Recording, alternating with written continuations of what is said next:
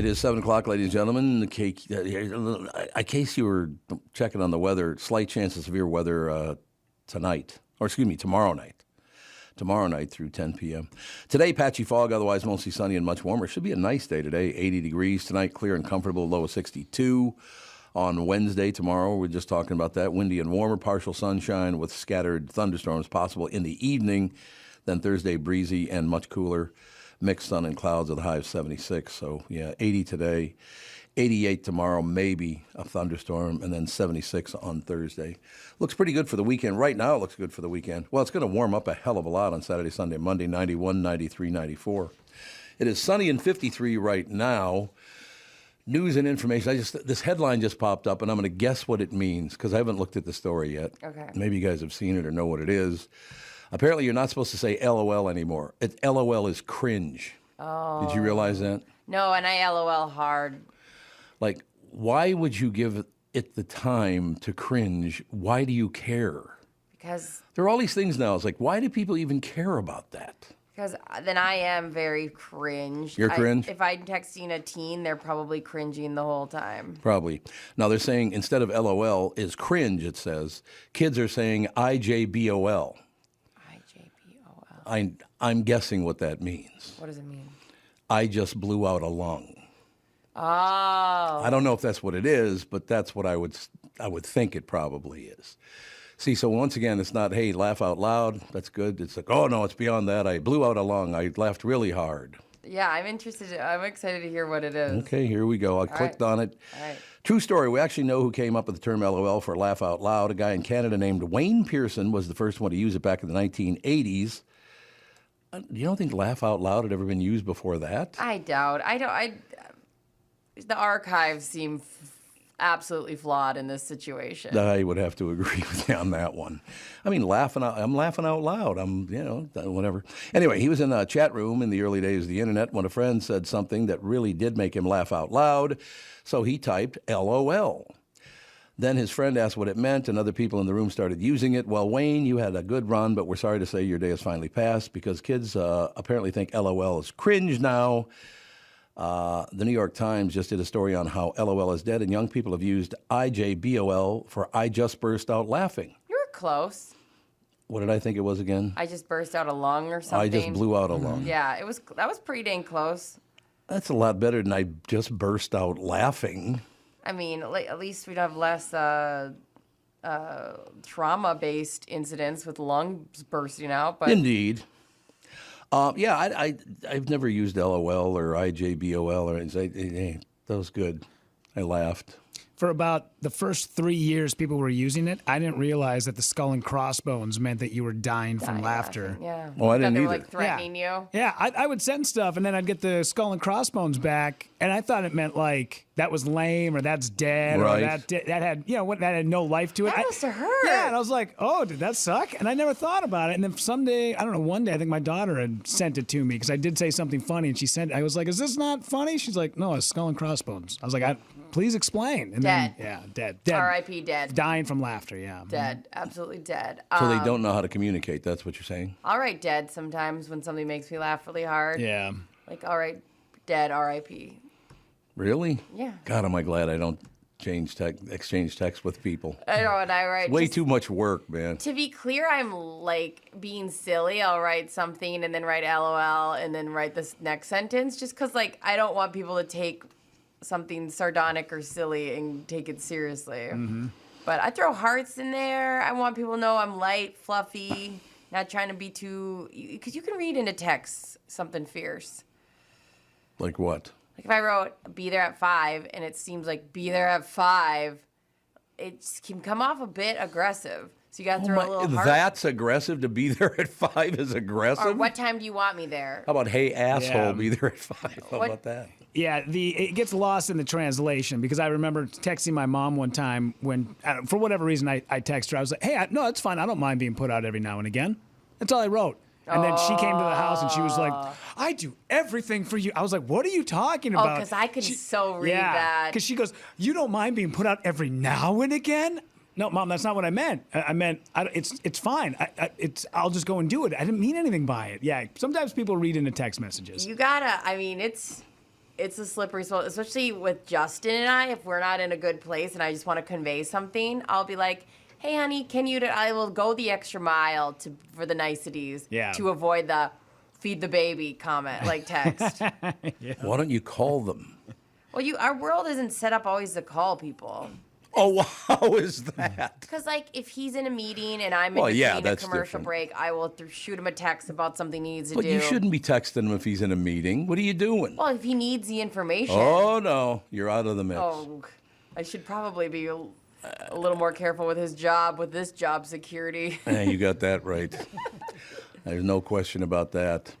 No, I don't do that stuff. I've never been involved in any of that stuff. I don't care about that stuff.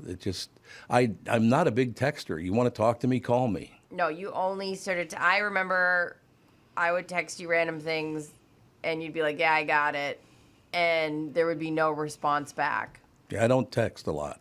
I was fine with that. I feel like I have a lower expectations for certain people about texting. It doesn't bug me. Like, people know you're probably not going to text back. Yeah, I mean, I like a human response, not some bunch of text. Yeah. Ugh.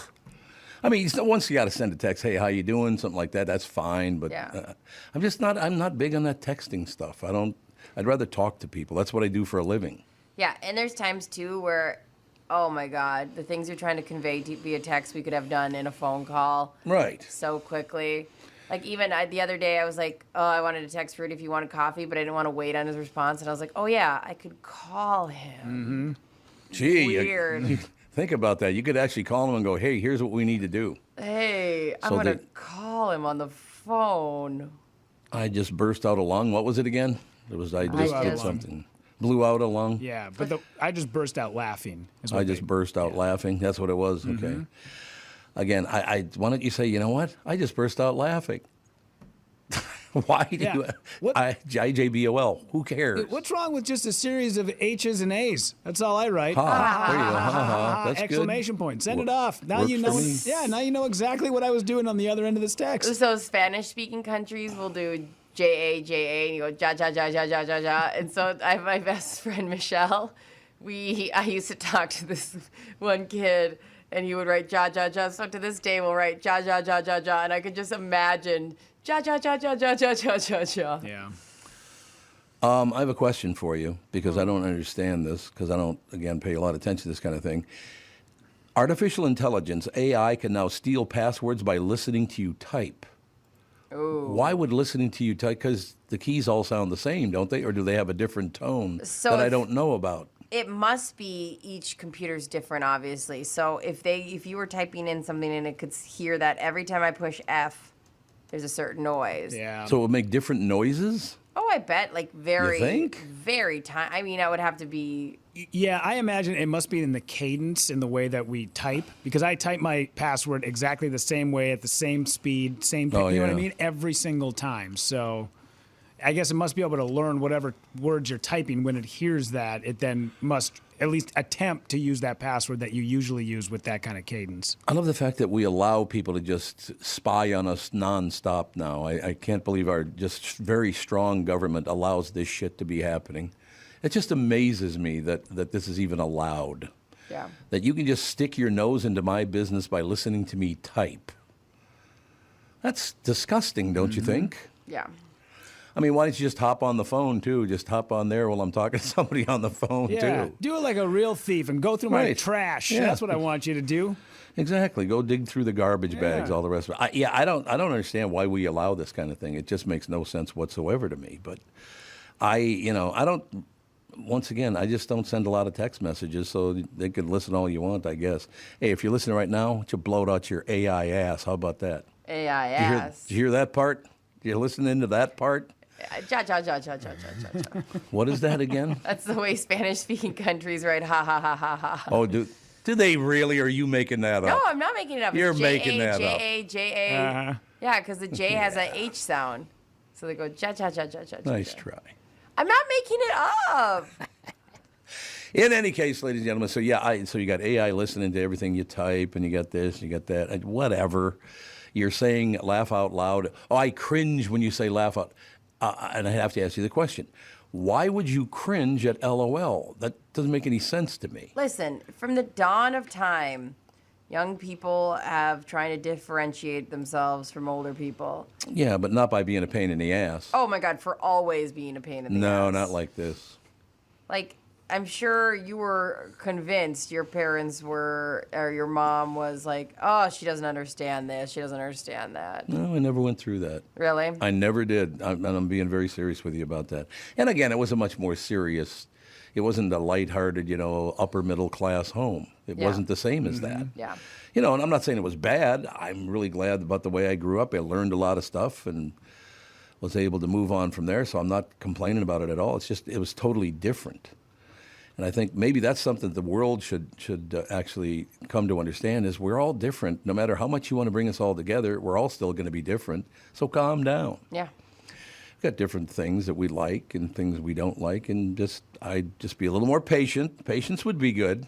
Don't you think? Well, did your kids ever do something where they were like, Dad, you do not get this? Probably, but I don't remember it. I- Like, what would it have been? I don't know, like music or...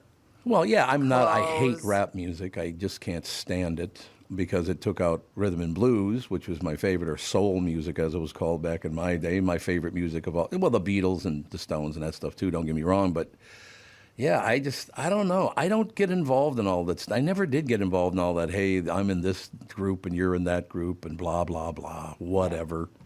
Do you guys know Kyle Dunnigan at all? You know who that is? I know the name, yeah. Who is that? A comedian. Very funny guy. But where would I know him from? Been a stand-up for a long time, but he also does the Kyle Dunnigan Show, which is a YouTube series. He does like a lot of, he's an impersonator, does a lot of voices and stuff. So he yeah. does Bill Maher, probably the best Bill Maher ever. But when I had opened up for him for a few shows, and he did this joke that he talks about how, as Brittany was mentioning, it's throughout the years. At every age, kids are always telling their parents they don't understand, but he does this impression of a guy from the 1930s when he brought home a phonograph for the first time. Right. And he's like, Dad, you don't understand our music. There you go. Yeah. So it's been going on throughout the years because I did it to my parents, and yeah. my daughter looks at me like I'm a dum-dum all the time. So, yeah. You know what's weird about that, though? See, I was lucky, I guess, maybe, because my mother's music was like Glenn Miller, this magnificent orchestral arrangement and all the rest of it. It was brilliant, really, really good music. Yeah. So maybe when the pop and rock and soul and all that stuff came along, maybe they thought that was less than. Listen, nowadays I understand Tom's gripe about rap music and how it's garbage. And I understand, like, we look at modern country music and go, this is trash. Imagine if your parents were like, this band, the Beatles. Oh, that did happen. Gross. You guys don't know what music is. And you're like, you don't get us, Dad. Here comes the sun, okay? It's so, and it's so funny because, you always think they've never heard anything like that. Like, Yeah. I remember hiding, Eminem CDs from my mom. My mom really didn't care that much, but that was like a big theme that, like, they couldn't handle this. It's just too. Yeah. And the reality is your parents have done it all. Yeah. Right. Just before you. And so all those, when rap came out, it was about getting head and all this stuff. I remember being like, oh my God, my mom would die. Yeah. Beverly, you probably been there, done that. Sorry, Bev. I was trying to think of something. Well, like I said, we were on different schedules, so I hardly ever saw my mom more than a couple of minutes a day anyway. So yeah, we were all not in the house all at the same time. So I guess that just never happened. Yeah. But, to be honest, I do remember my father hated Elvis Presley, didn't know who he was. He just knew the voice and all the rest of it. He goes, how can you listen to that garbage? And he said, I'll go buy some music you'll like. He came back home with a copy of Love Me Tender because my he didn't God. realize it was Elvis Presley. Really? Yes. Wow. Oh, that's a true funny. story. What was his deal with Elvis? Did like his voice, or was he, because he was your dad? Yeah, I don't know. My dad was nuts. I suppose I was trying to think of the big singers. Yeah, they were crooners back then. Yeah. And Elvis, I guess, could have been a crooner on some of the things, but Yeah. he was a rock singer more than anything, I guess. Was a lot of people's problems with him was that aspect that he was, moving his hips and all that. The number one problem with Elvis Presley in 1954 was he sounded way too black, only they didn't use the term black. They literally said he sounds like a big N. Dang. That was the big problem they had with him. Yeah, that was the Rolling Stone review. Yeah, Yikes. yeah, that's exactly right. I wouldn't doubt it. If whether there was or it wasn't, it probably was, as far as I'm concerned. Yeah. Go. I'm just saying. I don't think Rolling Stone was around then, so No, of that's course why you not. can No, say of course things not. like No, of that. course not. Yeah. But Rolling Stone was always a piece of shit, though. I thought that was a terrible magazine. Yeah, it's kind of well documented in, what was that name of that movie? The Almost Famous? The guy. Oh, yeah. Yeah. They kind of documented the fact, like, I know people, had high praise for it, but it was not what people give it praise for. No. It definitely wasn't. And then especially once they put Britney Spears on the cover, that is when everything changed. Oh, Yeah. really? Yeah, that was the first was the time. big one. Yeah, I can see that. yeah, that cover. green. Yeah, it was almost like that was like the turning point when everybody went, okay, now you guys have pulled back the curtain on who you really are. Yeah. Yeah. Yeah, I remember reading Rolling Stone at the very beginning a couple times and went, this is not for me. It's just, I don't care about this. I guess. What year did Rolling Stone come out? Was it the late 60s? Yeah. For some reason, 67 popped into my head, 67, but I yeah. might be That's wrong. About, no, I think that's about right, probably. At least that's my memory of it. It was around 67, 68, something like Yeah, that. you guys were right at 67. Yeah, there you go. That's impressive. I am not one to read about music No, performances. Yeah. most people aren't. It's like I don't that and food. Like if I look at a picture of food or whatever, but I'm not. It's rare I want to hear about somebody's music experience or food. One of the, I don't know who it was even, I should have paid attention. One of the news shows this morning had a guy on with his band. Yeah. His name is Jelly Roll. You ever heard of Jelly Roll? It does sound really familiar. I know you're going to hate Jelly Roll, but I love me some Jelly Roll. He's got a crazy story. I know you hate him. His music is not that great. Oh, I but- know this guy. No, I don't hate him. Okay. I'm just saying, look to the headline tomorrow, Jelly Roll dead at 24. What does he weigh, about 600 pounds? Yeah. He's a big fella, man. Yeah, if this was 10 years ago, I'd go, yeah, he's definitely going to be keeling over any day soon now. But, cleaned up his life and did some time in the slammer, got out, finally got on the right track. Definitely could probably drop a couple of pounds. Like maybe we put down the Jelly Roll and Right. pick up, maybe a piece of fried or a piece of grilled chicken. But yes, but I do like the guy and I like his story and I like his message. I think his music is slop and garbage, but outside of that, Yeah, I his like who he music is dreadful. It's awful. It's not that good. So what do you like about him? I like that he's very inspirational to people that are, every time I see a kid who is like that tweaker I saw at the mall the other day, I don't look at a tweaker. I look at a kid who is hurting, who grew up in a terrible situation. And if a guy like Jelly Roll can be in the same predicament, committing felonies, going to jail, in and out of the system, turn his life around, I think that's very inspirational, and stories like his should be shared more often. Yeah. That makes sense. I mean, he's only arrested 40 times. Yeah. 40 times. Yeah, could probably use a couple of extra lessons on down at the Guitar Center, and maybe Yeah. a couple of vocals, a couple of vocal lessons here and there. But for the most part, I like who he is. I Yeah, like his wife. He's married to this Bunny XO. yeah, And she's been with him when he was like flat broke, and Yeah. he's like every time he talks about his wife, he instantly tears up, and I like that. Oh, that's nice. Yeah. See, that's very nice. Yeah. Yeah, I didn't really listen very long, but he mumbles when he sings. yeah. He is, and that's crazy. You have guys like him, but then you guys also have people like Sturgill Simpson, who is just out there right now. That voice is so old country, and Oh, it's yeah. so good, and he just does not get the recognition he deserves. Meanwhile, a guy who weighs 600 pounds with face tattoos is the new face of country music. Is there any place on his body that isn't tattooed? I don't know. I mean, he's got tattoos. His entire face, his neck, his arms, and God, you want to get a lot of tattoos? Good for you. I got nothing against tattoos. It's not my deal, but it's like, man, that must have taken forever to get that many tattoos. Yeah, country's wild like that because there's this other singer, Morgan Wade. Yeah. And she's got tattoos all the way up to cuts off all right The here. jawline, yeah. Yeah, and she's got a real wants to be twangy voice. And it's just wild to see that coming from country. Like they've got a whole Yeah. shift going on.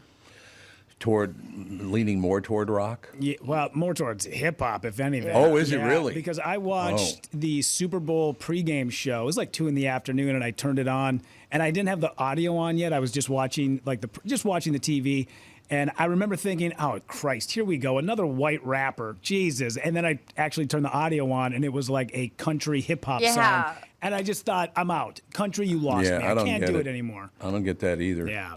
Do you think it'll be popular? I don't see that being too popular. Oh, it's huge. I mean, country rap? That awful Florida Georgia line garbage trash. I don't even know that. People love it. They eat that garbage up. Really? Like you were just saying. What was that guy's name again? Morgan Wade's a female. Yeah, Morgan Wade. But there was another one. What's his name? It starts with a W. Didn't he just get caught dropping the N-word the other day? Oh, I didn't. Wailing something? I don't know about that one. You said necrophilia on the. Yes. Is that really? Yeah. So he dropped the big N? Yeah, I got caught doing it at his neighbor's. Like, he was throwing a party, and he was outside yelling it at somebody, and his neighbors recorded him. And then Morgan Whalen, isn't that his name? I said Morgan Wade. Wade, okay, maybe Morgan Whalen I'm thinking of. But either way, he was busted doing it. Now is the biggest country star on the planet again. And that whole shift. It was Morgan Wallen. Morgan Wallen, there you go, yeah. And I would imagine, I know, like, some of these old school guys, they talk about the Conway Twitties and whatnot. Yeah. They'd be rolling over in their grave. And I'm like, people who don't even like country music are rolling over in their grave because this music is so bad. Yeah. Yeah, I'm not up on music like I used to be on top of music like there's no tomorrow.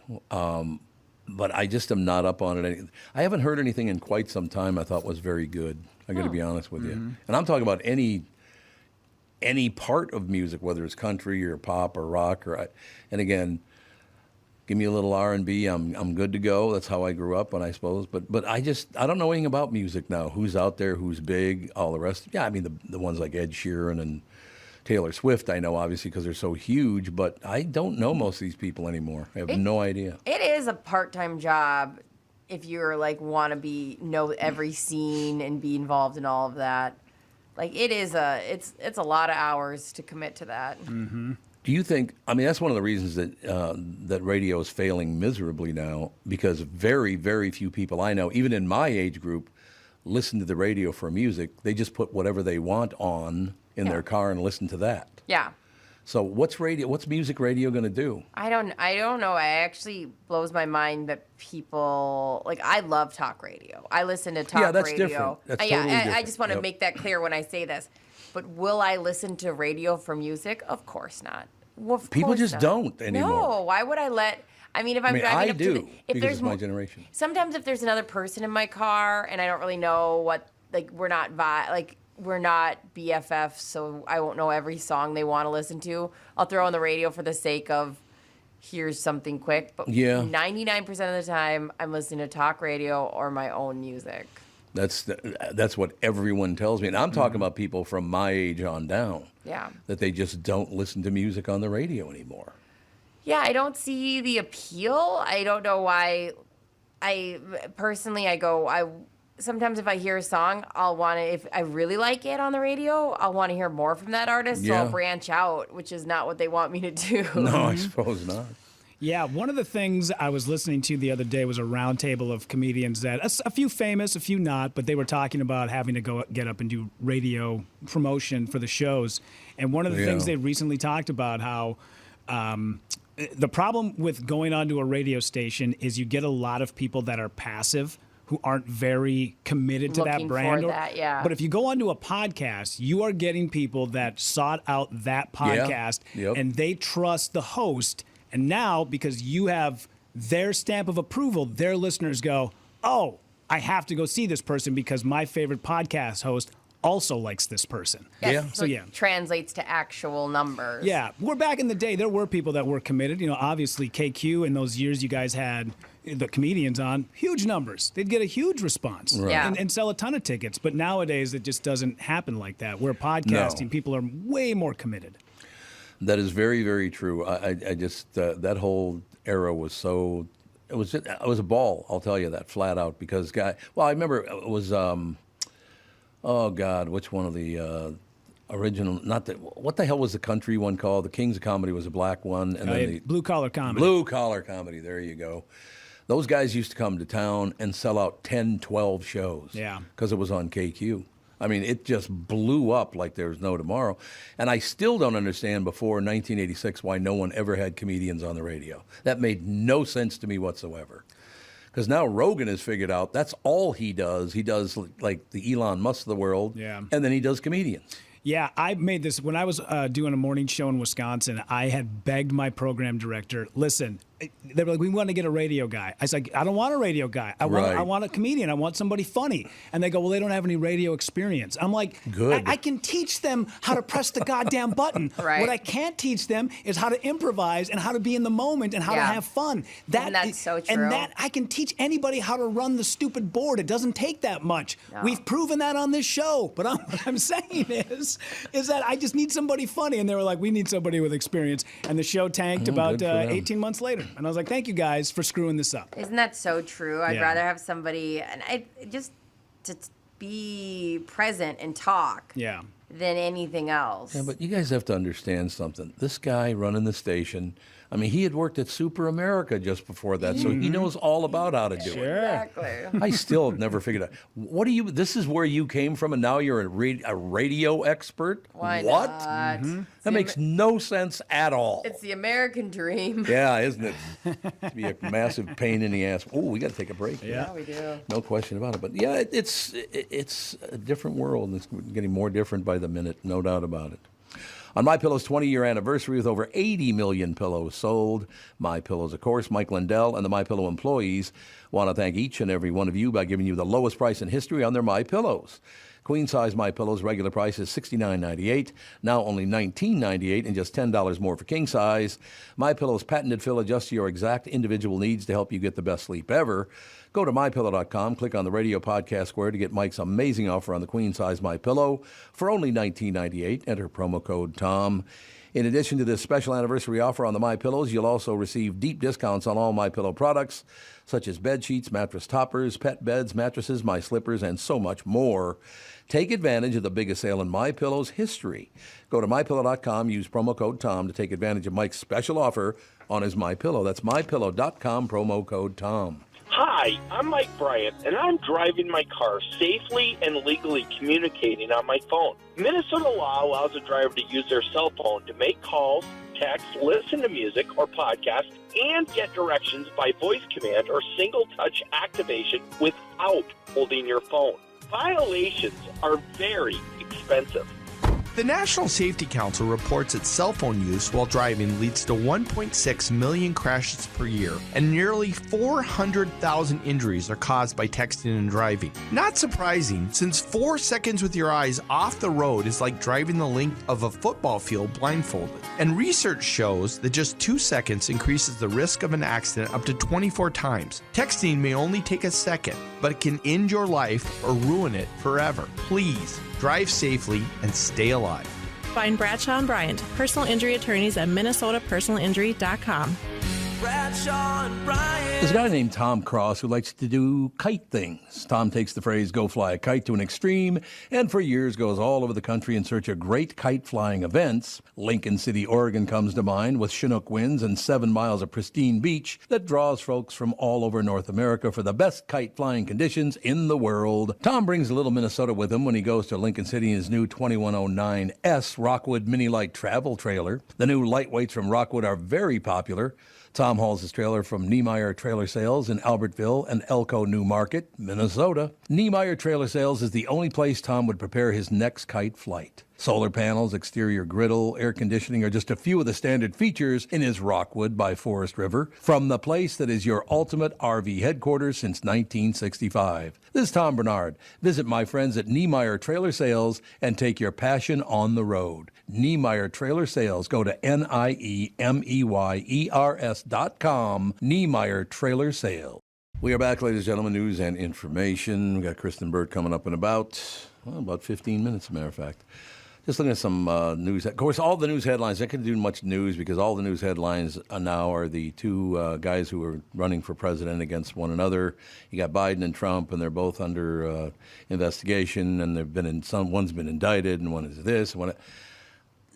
To me, they're the exact same person. I don't see a big difference in these two. Yeah, I don't know. I just know that I'm not very interested in talking about them ever. Oh, so I should just shut up then? I'm so glad Is that what I that's should do? the hint that you finally got. Yeah, maybe this ain't working. Let me just say that. No, you got to cover the news. I'm just You just saying, have to. I don't have much to say about them. I don't Well, then like. be quiet. That's the route to take. Okay. Pipe down. So, no, all I'm saying is just I'm making the point. We're Yeah. not covering the news because it's the same crap every day. That was my point. And I was agreeing with you. No, you weren't. You were saying don't talk about it. No, I was saying I have trouble talking about them because I'm not interested in them at all. That's why I bring it up all the time, so you'll be quiet. It works out perfectly.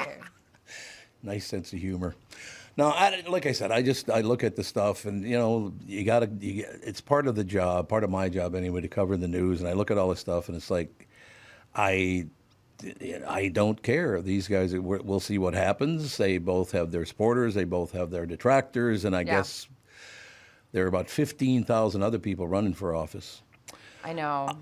So basically, I do have to ask you one question, though. I mean, you don't totally ignore politics, do you? Pretty much. Because that's how these scumbags get in office in the first place, because nobody gives a shit. Yeah. That's a problem. Well, I don't know. You want to get involved and be disheartened and... No, I don't mean get involved. no. I just mean, find out, is there a decent person out there? Like, when it gets closer to the election, I start reading things. And, I mean, the thing is, with this job and my other job, like, I find myself reading a bunch of articles about them. But, no, I You find just said you didn't read articles about them. I said by, like, four Liar. situations. But, no, I'm not... I'm not interested in them. I'm not either, but it's your job. That's what I said. I said I'm not interested in them at all. But you have to be, otherwise they're going to ruin. Well, they've already ruined the country. So there you go. But it's getting worse, not better. What do you want me to do about it? Be specific. Stay out of it. Done. Good, we're done then. So I can do the story now. Yeah. No, seriously, I understand some people don't want to get involved in it at all, but that's how people like Biden and Trump get elected. Yeah. So I'm just telling you, that's how it happens because everybody ignores it. I guess when you sit and say they're exactly the same, I stop and go, listen, I don't think about Biden.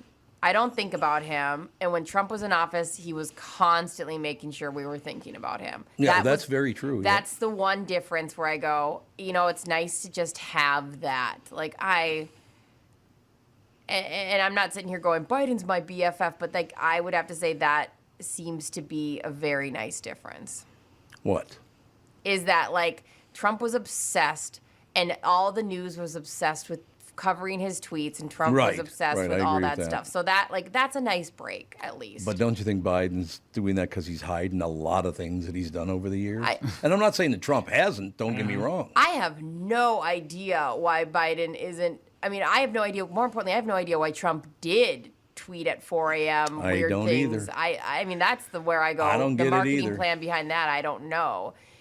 So. But I mean, I'd like to see some stronger leadership. I mean, at a state level, at a city level, at the government level. Yeah. Politics in America right now is the worst I've ever seen it in my lifetime, and it obviously has been going on a lot longer than that. It's terrible. What's the closest you've got to, like, you can remember a time this being this divisive? 1967 was pretty much the same way. And what exactly, like, what was set They the burned stage? America to the ground. That was a problem. Yeah. Lots of rioting and fires, and in the next 24 months, how many people were shot to death? I mean, they started assassinating Martin Luther King, and went from Martin Luther King all the way to the other side to George Wallace. They tried to kill him. He was in a wheelchair the rest of his life. I mean, they just were shooting people every day. Yeah. And now we just shoot other citizens every day. That's the only difference. We do a lot of shooting every day, but we walk down an alley because somebody's having a punk concert and open fire on them. Explain that to me. I can't. I think it is crazy to think back in the 60s, the amount of, like, public figures you saw killed. Oh, it was nonstop there from 1963 till about 1970.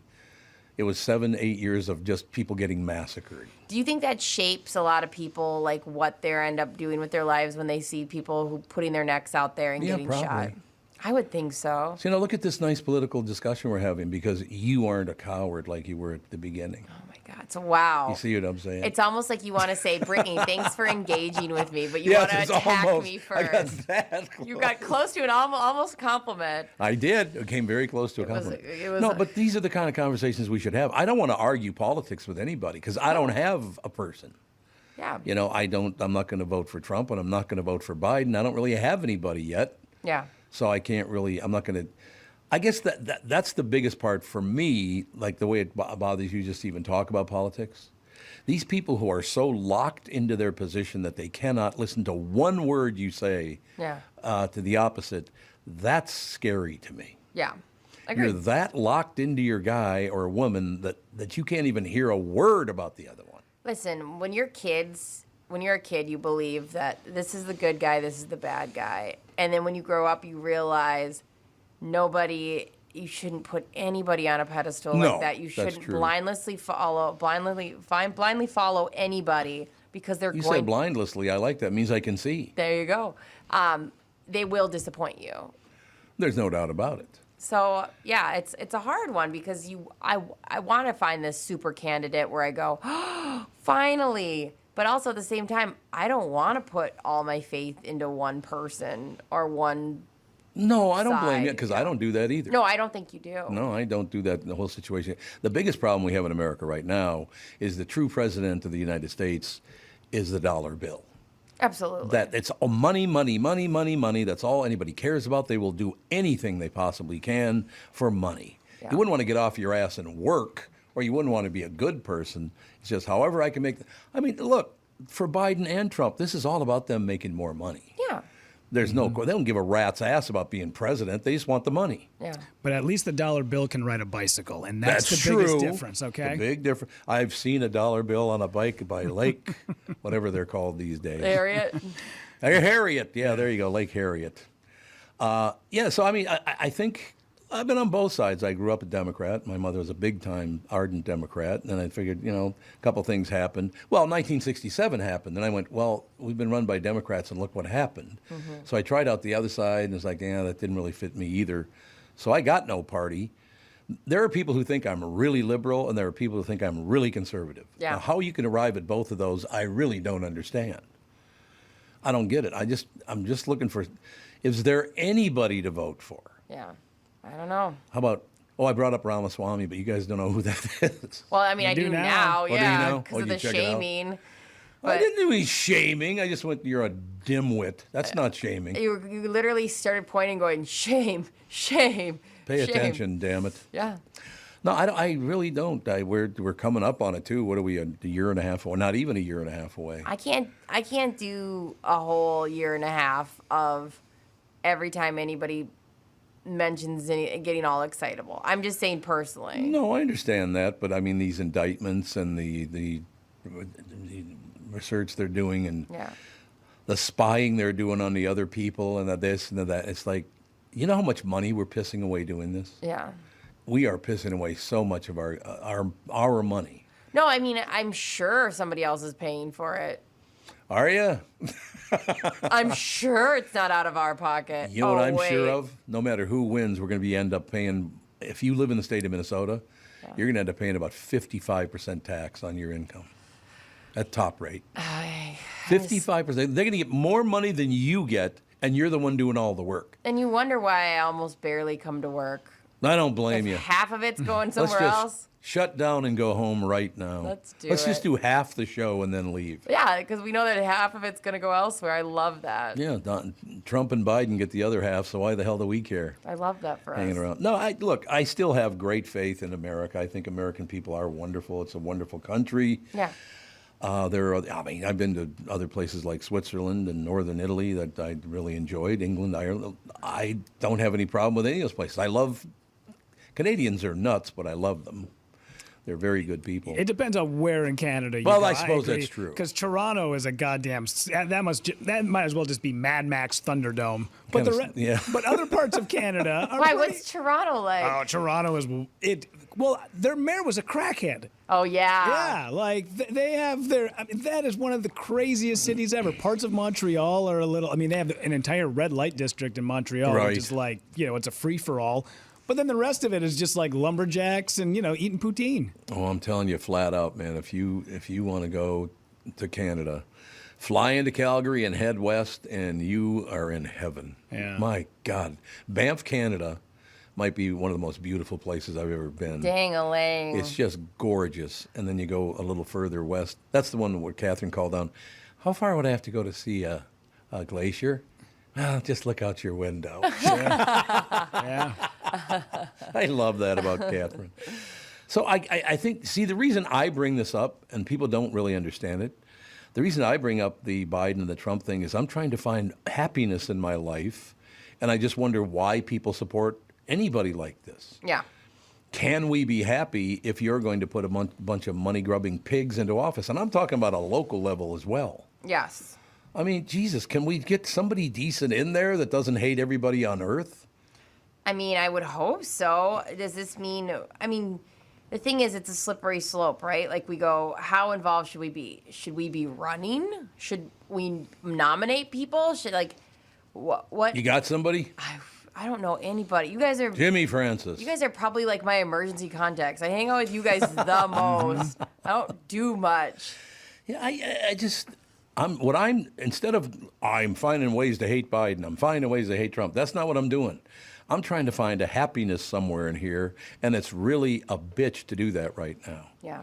And I think politicians are part of it. I think that Hollywood has a lot to do with it. The stuff that they make constantly. Television has pretty much disappeared other than streaming. Yeah. So what I'm trying to do is find a better play. But you can't get away from politics in America because they run everything. Yeah. I did not know this, but they're by far, I think one of you told me this, as a matter of fact, originally, but upwards of, they think maybe even 2/3 of the people in America now in some way work for the government. What? That's what I've heard from several people. Now, I didn't do the research, so I don't know if that, but literally most of the people, particularly in the state of Minnesota, by the way, Minnesota has more, I think, government workers per capita than anywhere else in the United States. Got a lot of people working for the government in Minnesota. The only thing I can find is a bunch of things that say like 2/3 of America want the government to do more. 2/3 of America think the government should do more. I can't find anything with the stats that 2/3 of the U.S. works for the government. Yeah, I can dig it up somewhere. Well, I suppose 100% of us now, if they're going to take more than half of our income, 100% of us work for the government now. We're all employees. We're all employees who get nothing for our employment. Not even a badge? No, not badge, not anything. I don't know, we'll get, but so there isn't even some young woman or young man out there that's thinking about running for president. You guys would think, hey, this would be a pretty good shot. No. Nobody like that. I did it's crazy that the election is 2024 and it's November and we're already more than a year away. Like 3 weeks ago, I did my first political ad for some low-level guy from Texas named like Binky or something. Binky for president. I'm like, whatever, dude, I'll voice your ad. Give me the paycheck. I don't care.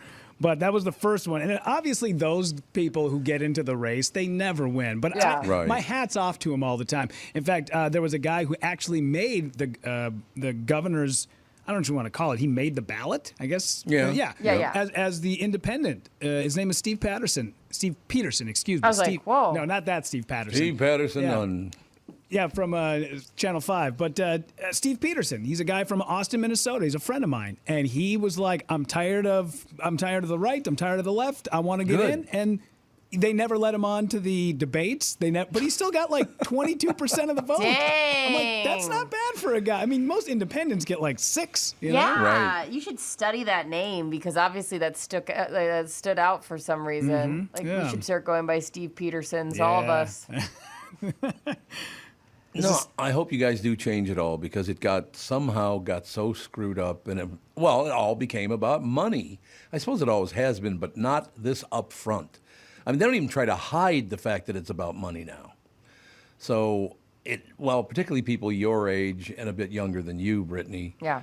You're going to have to turn this thing around. You're going to have to figure this whole deal out because, man, it got so screwed up. Yeah, I don't know. It's so funny. I feel like I always put it on my nanny girl, Brookie. She's 16. Brookie. And I'm always like, Brooke, you got to fix all this, Brooke. Yeah. And she's always like, that's a lot of responsibility. And I go, I'll do your laundry. Like, You just go out in the world and fix it. But I think if you just said to them, make better choices than we did, Yeah.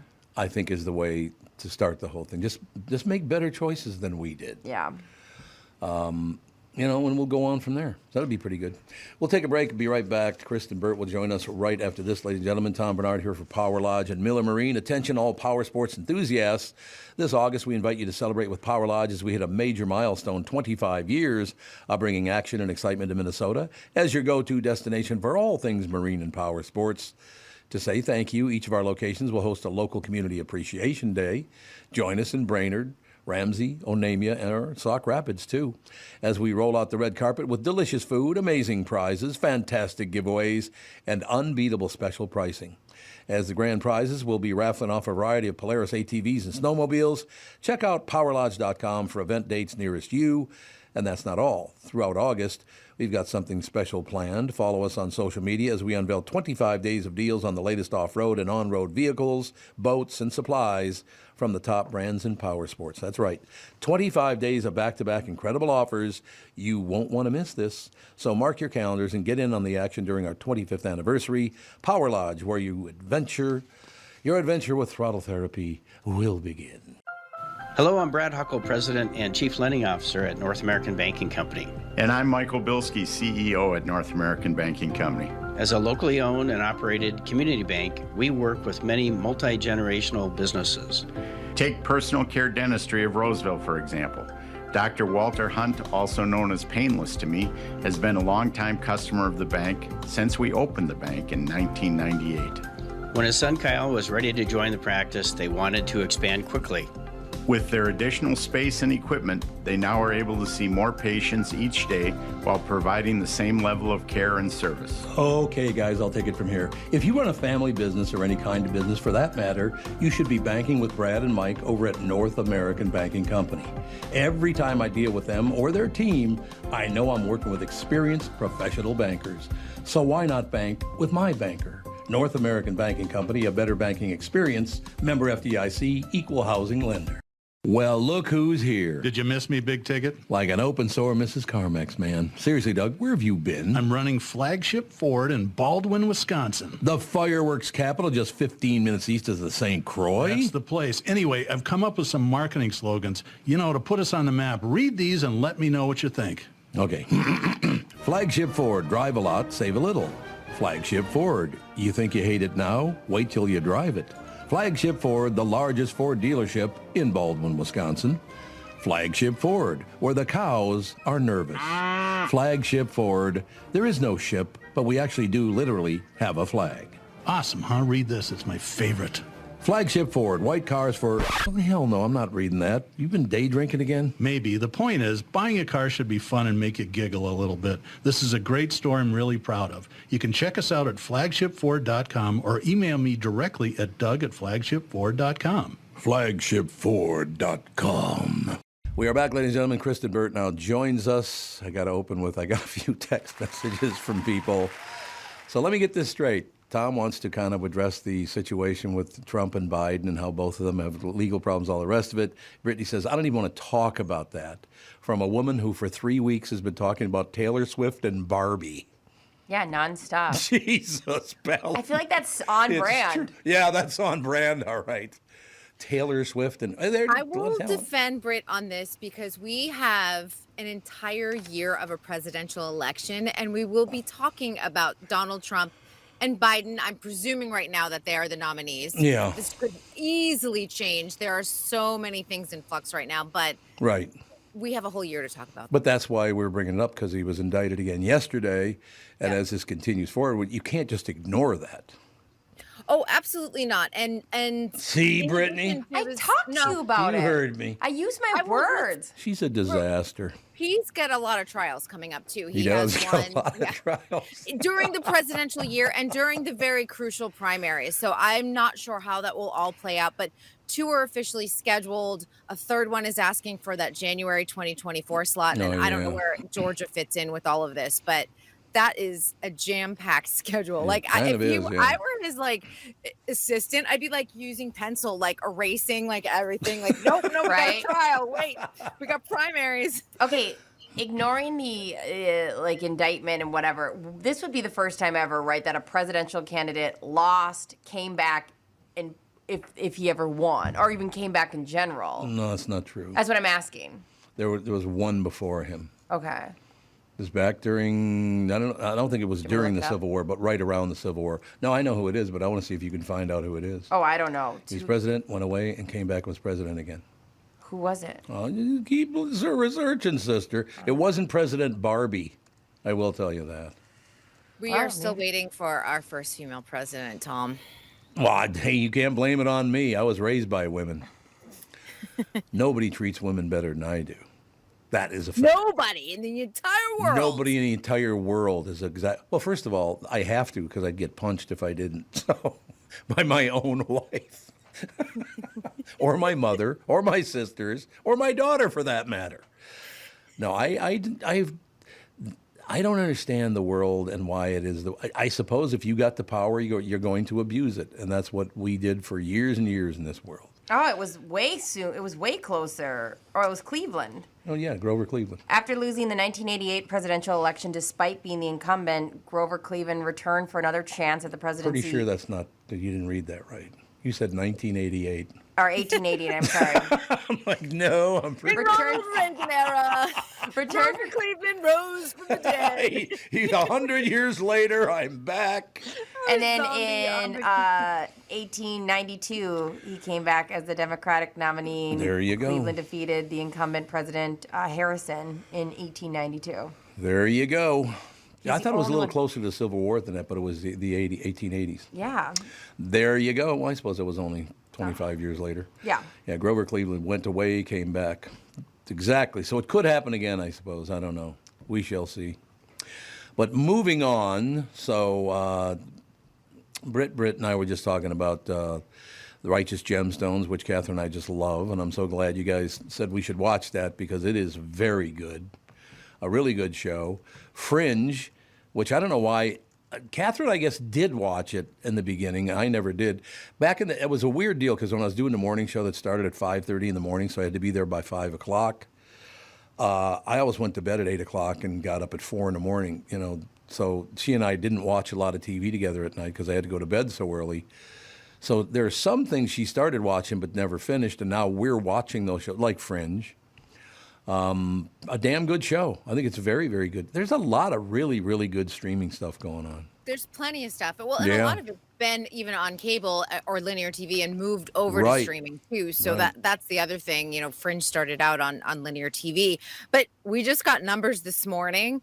Linear TV, and we're talking about, just so everyone knows the terms and the lingo, but we're talking about ABC, CBS, NBC, Fox. Yep. It has fallen below 50%. Yep, doesn't surprise me at all. The very first time. Yeah, almost not gone. Surprising, but we are seeing that. And in addition, going in with that linear TV, cable kind of gets lumped into that category. So cable is going to start seeing a free fall as well, because everyone is cutting the cord and picking and choosing what they're subscribing to. It is great to do because you can now watch TV in whichever mood you're in.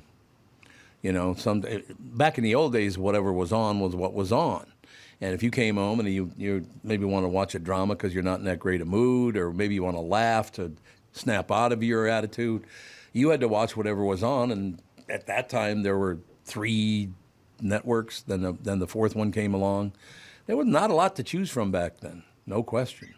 No, the problem with this, though, is the economics of it all. So we are going to start seeing lots of cutbacks in Hollywood because people are not subscribing the way that they had hoped. And, this is why they've been cracking down on password sharing, because they're like, wait a minute, if there's 5 people in a family all sharing a password and they're all at different locations, we want 5 subscribers instead.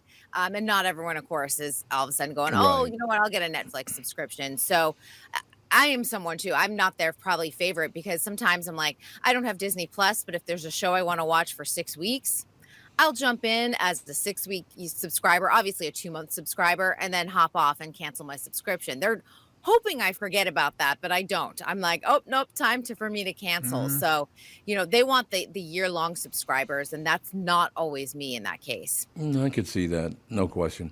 Another great thing about it, by the way, are the European shows, the Australian shows, shows from all over the world now. Korea has Yeah. amazing shows Yeah. that really Netflix has hit real payday on that because people are really watching those shows. What was that called again? The robot one or whatever it was?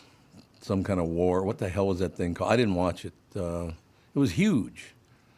I think it was Korean or Japanese, maybe. It was either Korean or Japanese. Oh, What the hell is it called? Squid Games? Squid Games. Yeah, there you go. Yeah. Yeah, so that was big, wasn't it, in America? I It was think. huge. That's what I thought. That was huge. And of course, the creators didn't make a huge payday off of it, which is why there's a strike right now. Who got all the money for that one? Oh, Netflix. Really? How did Yeah, that they happen? did. They did. They didn't get any sort of bonus or anything for being one of the most successful shows of the year. It's kind of, and I'm of the age group, of course. When I hear the word Netflix, I don't think of streaming. I think of going to the gas station and buying one out of their little machine. Oh, yeah. The little That's Redbox. Yeah, though. that was Redbox. That was Redbox. Redbox. Yeah. We still have Redbox. I know we have one outside of our grocery store. But that was how Netflix started too, though. They did the mailing. But it was through the mailer. Through the mail. Yeah. Well, I thought they were available But- in the takeout version as well. No, but they had the red envelope. So, like, the brand so it kinda looked like it. super confusing. Okay. It happens to a lot of people. It was I nice. miss that era. I used to travel so much, Right. and I would bring my little red envelope and my DVDs with me, and I'd watch it on my laptop. And then while I was in that city, when I finished it, I would drop it in the mailbox there. And by the time I got home, there was another DVD waiting for me. Hey. That is fun. It is fun to get mail, too. Like, I used to be a Stitch Fix member, and I used to love getting those boxes and, like, FabFitFun. I get it. I What get is those. Stitch Fix? Stitch Fix is the one that Fix. Stitch Fix, you like say your size and kind of what you're looking for, and they send you 5 items of clothing. Why? And then it's like you can try Your it own on. stylist. Yeah, you can try it on if you like it, and you can send it back for free. Well, I mean, I got to pay attention here because, as you can tell, I really pay a lot of attention to how I dress. So, you know what I'm saying. Lately, we've been having a problem with the baby waking up at 4 a.m. and falling back asleep at 6. And so when it's time for me to leave, I just grab whatever is in the clean clothes. And so I've had some weird outfits lately. Like, it's just like, because I don't want to wake her up. So I'm literally like, okay, whatever's on top. Like, did I want to wear this outfit today? I don't know. Who knows, But this is right. what I'm wearing. Yeah, did you get that from Shit Fix? That's what that looks like. There you go. Close enough. Close enough. That's all I'm saying. Why don't you lay out your clothes the night before and then get dressed in the garage? Because I have a 1-year-old, Kristen. Not all of us are putting our little envelope in the place when we get to the location, okay? Because I have all a of us are 1-year-old. full-time stay-at-home cat moms like me. Is that what you're saying? I would, I had a cat, and I would have to say they're not no maintenance, but they are low maintenance. Yeah, bragging about her cats and using the postal service. Look at you. There you go. Bert. Jeez. Listen, by the end of the night, we put that baby down at 8. I have like an hour and a half to myself, and I'm like, do nothing. I sit and stare at a wall, and I love it. So someday I'll put my clothes out like you, Kristen, or I'll let you pick out my clothes. How about that? I'm happy about that. I'll do it. Perfect. There you have it. All right. Back to Earth. Back to Earth. Well, let's talk about, this is such a big story yesterday. Michael Orr suing the Toohey family, and he is the retired NFL player who had the movie The Blind Side created, and it all about his story. It really was his story. Sandra Bullock won the Oscar for it, and he filed a petition saying that he's under a conservatorship, which is insane because he's 37 now, and the conservatorship started when he was 18, and that allegedly the family's been making money off of everything he does, using his likeness, of course. I had followed this story over the last few years because he got married in 2022, and on social media people were saying, where's the Toohey family? They're not there. So there was obviously a rift that had already happened. Yeah. But he didn't even know he was in a conservatorship until February of this year. And allegedly the family made $225,000 each, plus got a 2.5% bonus based off of the film's profits, and he got nothing. What? Those are the allegations. This is his own adopted family? He wasn't even adopted. He found that out in February really? when he did the discovery. Yes. So the whole story that we've been spoon-fed, and listen, we understand that details would be changed. Of course, it's a Hollywood movie. They're going to spin things a little bit and make it into a Cinderella story. But he wasn't adopted, and he also they kind of made him out to be like, oh, he didn't really have a great education. He's super well educated. It is why he was able to get into that prep school with no problem. He didn't need the tutoring that they were claiming in the movie. And he said when he was trying to go to college and get those D1 scholarships, people were questioning his intelligence too. Well, why? Because of the movie. The movie had sat there and it's a movie. But we've been told that this is his story, that this is the biography of what happened to him as a child all the way through adulthood. You know, Superman's not really super. I don't know if you know that or not. Shut your mouth. But understand, a majority of the people are going to assume because the Toohey family and Michael Orr were there for the filming, they're going to assume that this is like accurate in terms of the details. And remember, it was Kathy Bates who was his tutor. I was just going to say, read. I mean, that was a big plot line in the movie. Yeah. Are the Toohey family honkies? No, they're I would say upper middle class family. They were boosters over at Ole Miss, and that was why. Now the Toohey family has come and sort of discredited these allegations, just saying, hey, we had to sign him into a conservatorship because otherwise it looked like we coerced him into signing with Ole Miss, but he just wanted to go to the same school that the family had gone to over the years. But there are, those NCAA rules that you have to follow. So they couldn't adopt him. They said he was over 18 according to state law. And so they did a conservatorship. But I'm like, why has this conservatorship lasted until he's 37? Yeah, that seems fishy. That seems super fishy. Yeah. He didn't even know he was in it. And the Toohey family's like, oh, we'll let him out of it. No big deal. Because now they know that they're, at least in some type of legal peril and have to answer to this.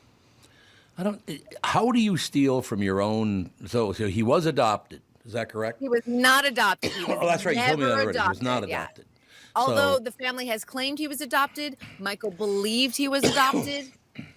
And the movie said he was adopted. Yeah, there you go. That's because it did. In the movie, I remember they talked about being adopted.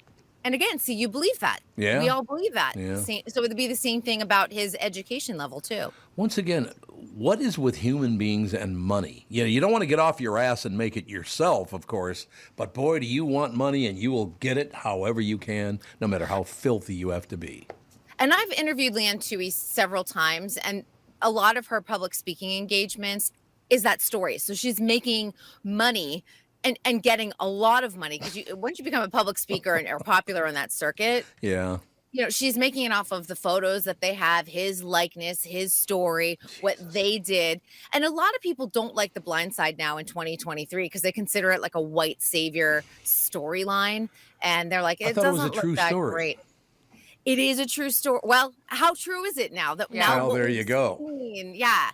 And you have to remember, he also got to the NFL based on his athletic talents. Right. And obviously he had academic talents that we were told otherwise didn't exist. Yeah. Well, unfortunately, they have to do that to spice up the story a little bit. They have to make it sound like he was struggling with his studies to make it seem like he overcame such this big, but there really isn't. It's kind of it's like Oppenheimer.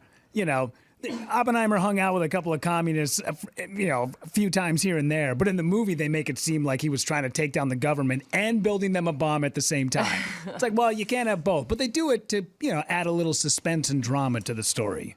Absolutely. We understand the Hollywood details, but understand that carried over into his real life because people were believing that that's what it was. Yeah. The Blind Side was a beautiful movie that made me cry, for sure. But if he didn't see a dime of that movie and he had to take all the flack that came with I can't read and I need a tutor, then we got problems, okay? At the end of the day, what would fix this would be a big fat check that he would have gotten because they used all of his likeness. And if the allegations are true, where all 4 members of the Toohey family got paid and he got nothing, that's a huge problem. And that his lawyer is asking, right now it's just a petition, it's not a lawsuit, but his lawyer is asking for an overall look at the Toohey's finances and where all that money came from. Right. Because they are not poor. at all. I want to go back to the white savior deal. Can we ever help somebody out again without being judged for being helpful? That is a disgusting point. Well, we don't know. Again, I think that this will, however it shakes out, this will prove whether they leaned into the white savior situation. Because listen, if they were just like cashing in on like, hey, we can sit here and we can like ride this all the way to the NFL with him, that's a problem. And then sell the story to Hollywood, that's a problem. So the White family, what was their name? The Chewies. See, that's what I was asking earlier, because I said, oh, never mind. I think we misunderstood one another. Because I thought it was a white family that adopted him. It is. So, whatever. Yeah. When you said honky, I think Kristyn thought you meant poor, but I think the rest of us knew you meant white. Yeah. Yes. Oh, so you didn't know I meant white people. Yeah. I won't use the word honky again then. It's my favorite word in the world. Yeah, though. let's go with cracker. I think Cracker's cracker that's across the board. We all understand, but make sure you say it with an A at the end. Yes. Yeah, but the problem with that is you're talking about whipping slaves, so that I'm not using cracker. Ain't happening. That's where that maybe just say white people. That seems a great option. I literally thought it came from saltine, like a saltine. No. Like, hey, because saltines are super white and stale and salty, and I was like, yeah, that's where. They're not stale. They're phenomenal. All right. I love them. I take an oyster cracker over a regular saltine any day. Ritz. Yeah. God, a lot of people like those oyster crackers. They got no flavor. But way more than a saltine. Plus, Really? When you put them in like a chowder, or a chowder. Chowder. Put them in your chowder. Good. No, okay, so I won't call them honkies again because I thought you knew what a honky Caucasians, was. white people, whatever. What's wrong with honkies? I love that word honky. But Clearly, it's not in a part of my vernacular. No, we can tell that now because I wouldn't.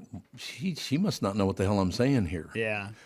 That is, it turned out because you're a honky. Well, because it's all money based with Kristyn Burtt. I don't know if you noticed that. Yeah, that's how she determines people. Do I hang out with you? Are you rich enough for my attention? Typical. Speaking of having enough money, how about the Chrisleys? What are they up to? They're in jail. Yeah.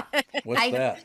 I heard that. So they had these Chrisley family. They're very problematic. They cheated a bunch of their taxes. What is he sentenced to? 12 years? 12 years. Yeah. 12 years. And his wife it's less. I want to say it's like 6 or 7. Yep. But now all of a sudden they announced that they're going to do a reality show with the daughter, and the daughter has adopted the son and the grandson.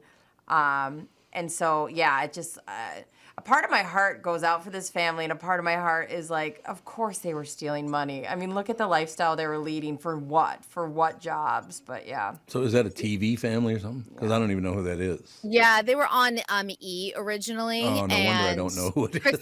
Chrisley knows best. And I think, too, okay. like, I've interviewed the family before. They're very colorful.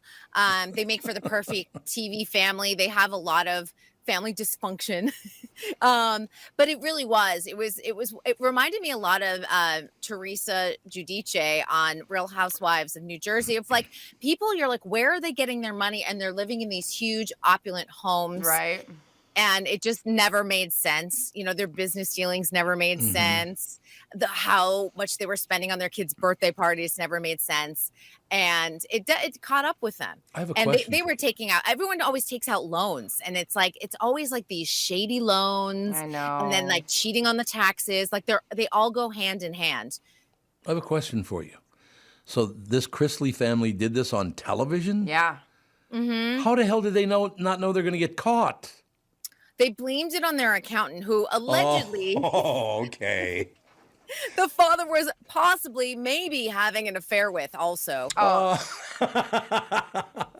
male accountant, right? A male accounnt. Yes, a male accountant. There has been rumors that this guy is gay forever. I mean, that's like the father? And So he's bisexual. Yes.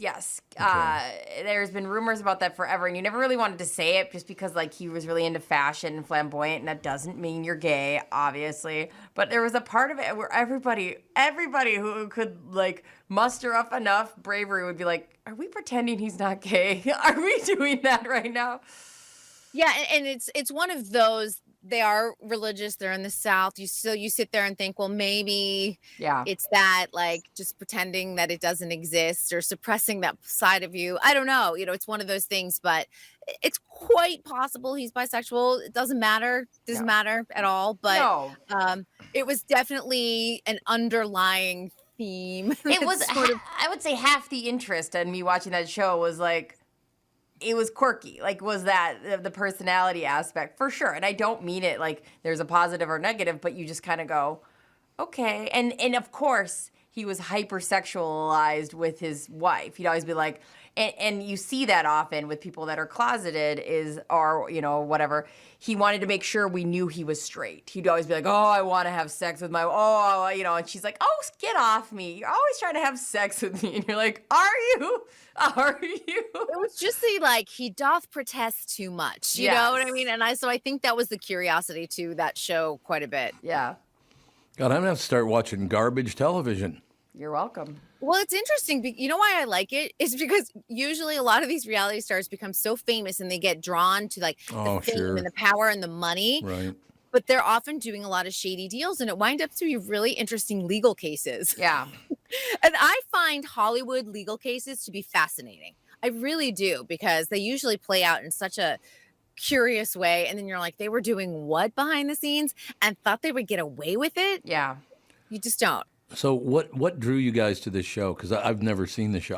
Is he the guy? He's a blonde guy? Yes. Oh, I know who the guy is. I've never even sat down and purposely watched this show. It is on constantly on replays. Or it used to be.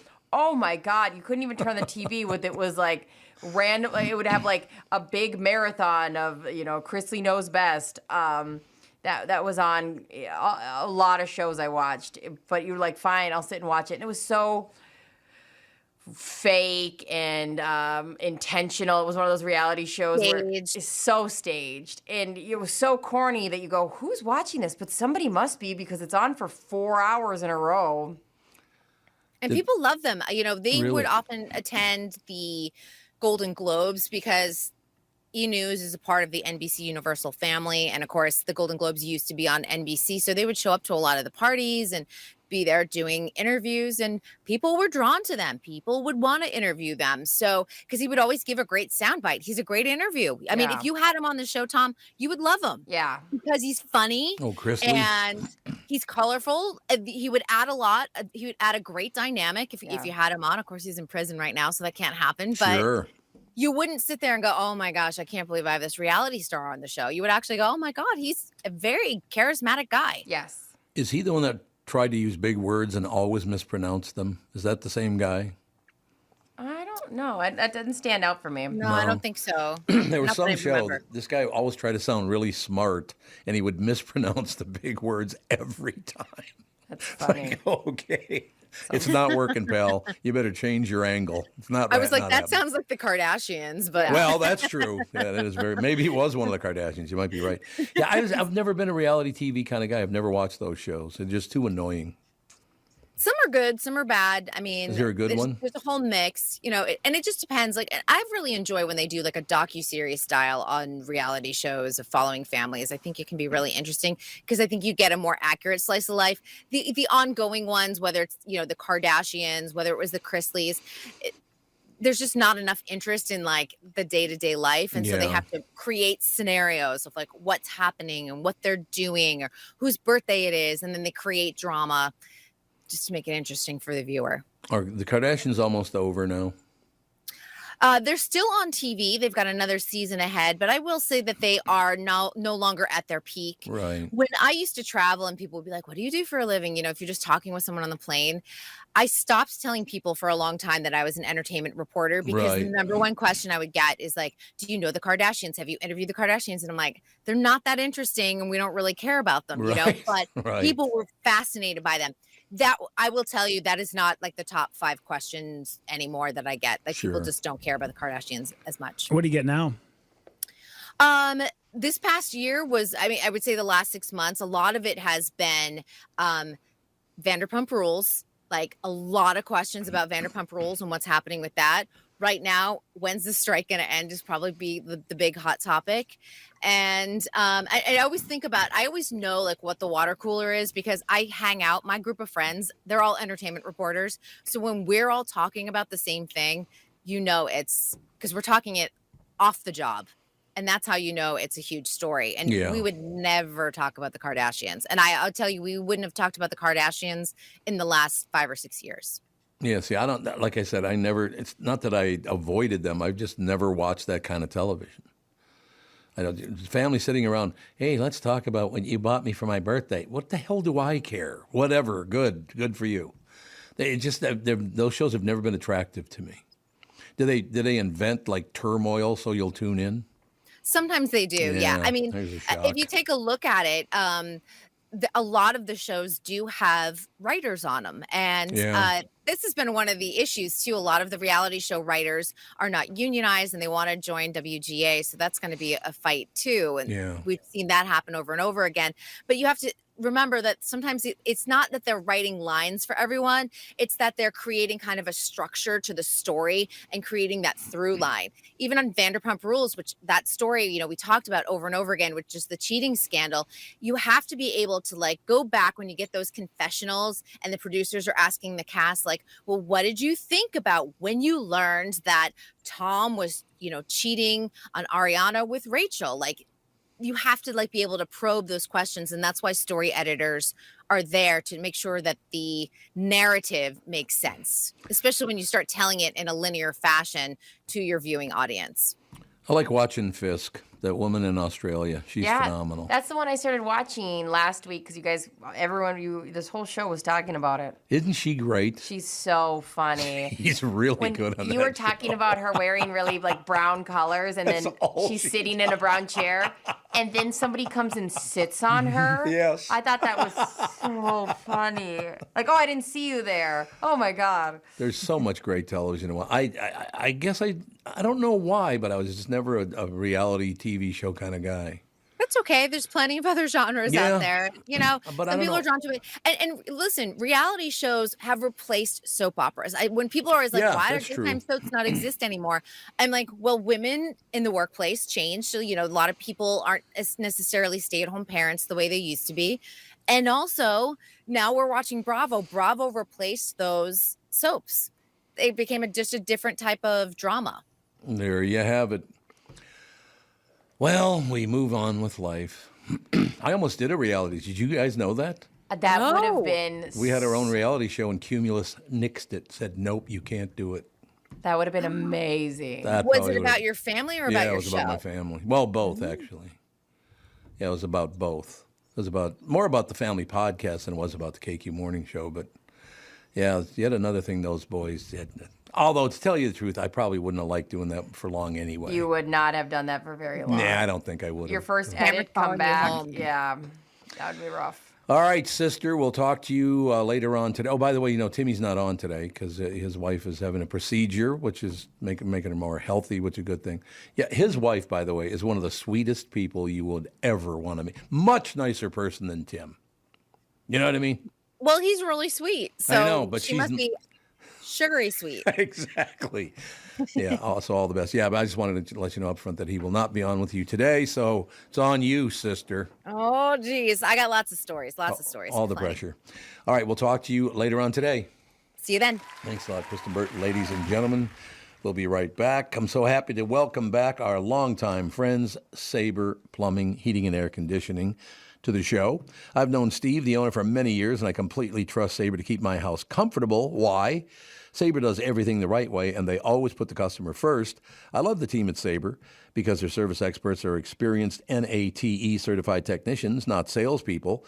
Their pricing is completely upfront, and they fix only what needs to be fixed, nothing more. Sabre is dedicated to giving customers what they need, when they need it, and at the fair price. Keeping your family safe and comfortable without breaking the bank. Give Sabre Heating and Air Conditioning a try. I know they'll take care of you just like they've taken care of me and my family. Whether you need a new Bryant furnace or air conditioner replaced or just simply need a service call to get you going again, go to saberheating.com. That's SABRE heating.com.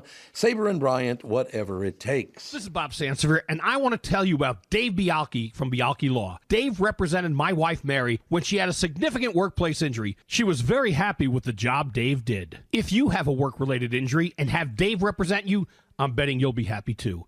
Dave is a down-to-earth guy. He grew up in northern Minnesota, rides a Harley, and worked various jobs doing concrete, electrical, plumbing, roofing, and carpentry work. Dave works for people with work-related injuries. If you work construction, or anywhere for that matter, and you're hurt or even just hurting, you should talk to Dave. Let's face it, our bodies wear out. If your body is worn out from work, if your knees or back or shoulders hurt from things you do at work, do what Mary did. Call Dave and talk to him about it at Bialki Law to set up a free initial consultation. The number to call is 763-571-2410. That's 763-571-2410. Or visit bialkilaw.com. That's BIALKE law.com. Hi, this is Tom Barnard here for Power Lodge and Miller Marine. Attention all power sports enthusiasts. This August, we invite you to celebrate with Power Lodge as we hit a major milestone, 25 years of bringing action and excitement to Minnesota as your go-to destination for all things marine and power sports. Each of our locations will host a local community appreciation day. Join us in Brainerd, Ramsey, Onamia, or Sauk Rapids as we roll out the red carpet with delicious food, amazing prizes, fantastic giveaways, and unbeatable special pricing. We'll be raffling off a variety of Polaris ATVs and snowmobiles. Check out powerlodge.com for event dates nearest you. Throughout August, we've got something special planned. Follow us on social media as we unveil 25 days of deals on the latest off-road and on-road vehicles, boats, and supplies from the top brands in power sports. That's right, 25 days of back-to-back incredible offers. You won't want to miss this. So mark your calendars and get in on the action during our 25th anniversary. Power Lodge, where your adventure begins.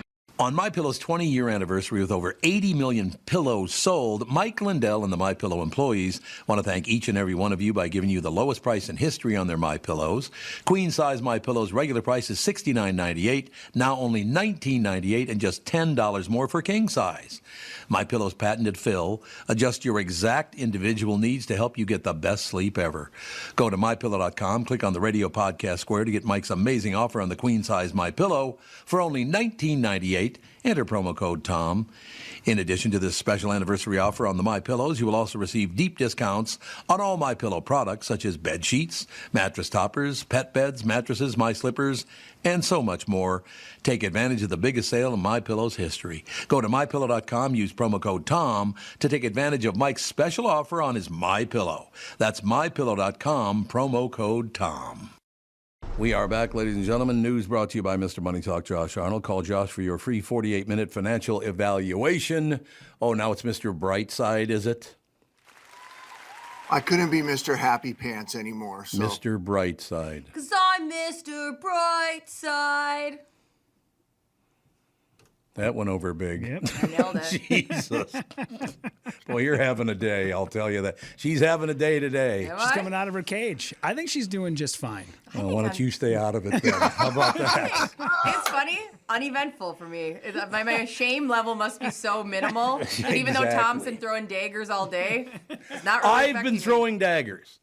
I bring up a story and she goes, I don't want to talk about that. I don't give a rat's ass if you want to talk about it. I have a show to I said. You said, what are your feelings on these presidential candidates? And I said, blah, blah, blah, blah, words. And I sat here for 3 weeks listening to, Barbie and Taylor Swift. I really want to engage in that conversation. Oh, just the number one movie and the number one concert? I don't care about that. Because I'm Mr. Brightside. See? I'm the mayor of Yikes, I'm going to have to step in here and do a little marriage counseling. And if there's one thing I'm good at, it's marriage counseling. Yeah, I bet. Nice it's eye roll. Magnificent. No question. No, I just my wife of 22 years. I am fascinated by people who do that. I only want to talk about what I want to talk about. So settle down. What do you think of that action? Here's the thing. I always hate when people don't get into when they ask somebody ask a hypothetical or they ask a question and people deflect. And they say things like, hypothetically speaking, what would you ever do if your wife cheated on you? My wife would never cheat on me. Oh, okay, great. let's just say it happened. Yeah, but it never would. Mm-hmm. Okay, great. But let's just say that it did. What would you do? No, it doesn't matter because it would never happen anyways. My wife loves me and I love my wife. I hate those people that don't engage with the question. That They're drives me scared. nuts. They're so scared of their own imagination. Yes. They won't even. I hate that. I'll go down all those roads. Yeah, and even if you don't have an opinion, make one up. I like when people just make them up. Totally. Yeah. It can change tomorrow. Absolutely. Tom, no, you don't make up your opinion on the fly? No, not really. No? Okay. No, to tell you the truth, I would, if that happened to me, does your wife ever cheat on you? I would say, God, I hope so, because it's just so much pressure on me, you know? Yeah, see, that's how you answer that question. That's exactly you it. just But make you it would up. answer the question, right? Like I would answer the question, yes. Yeah. How about Nunya? I'd start it with Nunya, like Nunya None of your goddamn business. business. Exactly. Mm-hmm. Yeah, I don't know. That whole deal, I'm going to ask you very personal questions and blah, blah, whatever. Good for you. Mm-hmm. I don't care about that kind of stuff. Anything else happening in the world we should know about? Well, obviously all the Trump stuff happened last night. Oh, don't so bring that up, Brittany. You'll get all. I don't want to talk about that. I was just stating it that it happened. I'm sure it's all I been- know that's all I did, but you know, That's, Jesus, That's so Palomino. funny is we had a long conversation. Like, Chris, we literally talked about it and it was fine. It was 'Cause a I lovely forced it. conversation. I had to No, force it. Because you asked me what my feelings are and I told you and you No, didn't I like didn't. that I said, answer. I don't want to hear a word you have to say about your feelings. And I was like, I respect that. Yeah, I respect that. We got I was- some audio from that conversation. It was Tom trying to talk to Brittany, and Brittany replies with, Shut up, Tom. See? That's Shut up, There it is. Tom. There's the audio exactly right what there. it sounded like. That It's would the feel- audio right there, sister. That's what my inner thoughts are. Check that out. Yeah, well, good. I don't have inner thoughts. Mine all come right out of my Shocking. yapper. Like, shut the F up. There it is right there. Take that home with you. That all works out. No, I'm a big fan of radio. You know that. But this isn't radio. I thought it would be better. It's not what you imagined? Not really. It's kind of like, whatever. What, I still have to work with other people? Damn it. See, this is the thing with I always go in with the lowest of low expectations on Oh, everything. that's nice. That's But nice it's, to so hear. if it's even remotely not as terrible as I thought it was, I'll be like, that wasn't so bad. Spoken like a true husband of 20-something years. I have zero expectations of everybody and everything. See? Yeah. No, I suppose part of that, to tell you the truth, part of that whole situation is being in the same room as other people for the first time in 25 years. I suppose that does have an effect on me. Because I'm just not used to looking across the table and talking to somebody. It just hasn't happened in 2.5 decades. I could see that. Like, I mean, It's weird. because you did that for a long time, and then even the small amount of that we had during the pandemic, I felt exhausted being around people. Yeah. So you know how I feel being around you. I appreciate I'm exhausted. that. I love that we just have to get to the core. Yeah. Like, you want me Absolutely. to go sit? I'll go sit in the tent room. I'm not mad. To go play in the tent. I love you, Tom, and I'll always love you. That's a whole different deal. I know, but like, you should know that just because if I bug you, like, because I'm in your vicinity, I don't mind. I know you through and through. No, you don't. It won't bug me if you're You like, don't I know want you anything to about sit me. in the room with Rudy. I You're go, a disaster. Okay, we'll share a desk. I was thinking of maybe Wisconsin, not just the next room. My family has a cabin there. Yeah. Oh, see, that'll be. And not the good part of Wisconsin. You got to go to Milwaukee. Yeah. Oh, I love no. Milwaukee. Oh, no. I love Milwaukee. What's wrong with Milwaukee? Please, I have a family. When was the last time you were there? Oh God, it's been years now. Okay, well, Hasn't held up too you well. need to take a trip and then let us know how you feel about Milwaukee. It used to be great, and I was was. there recently, and even Tom can attest that. Chris can attest that he was there recently with his daughter, and it's not the really? Milwaukee of yore. It's not the doing it our way. It's a wildly different Milwaukee than what it used to be. What's the problem? Too many white people moved in? Is that what you're saying? That's the problem everywhere, Yeah, not just there you go. Milwaukee. There you go. Wow, what's the vibe now in Milwaukee then? Downtown Milwaukee is a lot like downtown Minneapolis now. Oh, like desolate? Pretty empty. Yeah, it's pretty empty. It's very scary to be around. If you go down there at night, it's a lot of fights. It's not the cool place. It's not Happy Days. Yeah. Yeah, when the Fonz was around, that's when Milwaukee was in its heyday. They were making beer, people were having fun. You can go out, you go watch the Brewers at the outdoor stadium, and now it just seems like it just imploded on itself. So every city in America is a shithole now. Well, not all. There's some up-and-comers. Oklahoma City, beautiful. Oh, that's good to hear. Yeah, beautiful. That's nice. Yeah, but Pittsburgh probably could use a good cleaning. Philadelphia could use a scrubbing. Yep. There's a few cities that definitely could Well, again, use a bath. People of your generation like to tell everybody, hey, you can do whatever you want. So, look what they're doing now. Way to go, you two. I always be telling people, you can do whatever you want. You do that all the time, do you? Yeah. No, we are going to have to eventually step up and go, okay, enough of the playground bullshit. Get your head out of your ass. Go get a job and get off the streets. Yeah. You're going to have to. Yeah, I don't get the people who decide to jump on top of a cop car. No. I was like, what are you doing? No. Weren't you taught that those guys have guns? Right? What are you doing, you dumb? Get off the top of the cop car. I agree. And the gun play. I mean, how many people? I don't even know. How many people were shot to death in America last night? Great question. Well, I can't tell you in America, but I do know one person got killed in St. Paul on Raspberry Island last night. Why? There was a big gathering of people. And then obviously we talked yesterday about all the crap that went down this last weekend in Minneapolis. I think there were somewhere around 9 people who were shot in different things that happened. What's crazy to me, and I always think about this, because I'm reporting on some kind of shooting every single day. Yeah. Every day on the news. But it becomes such a, it's almost like you say it and it's sort of a throwaway and people at home are kind of gloss over it. Yeah. Dude, I've not been shot, but have you actually seen someone who's been shot? It's not like it's just a little thing. No.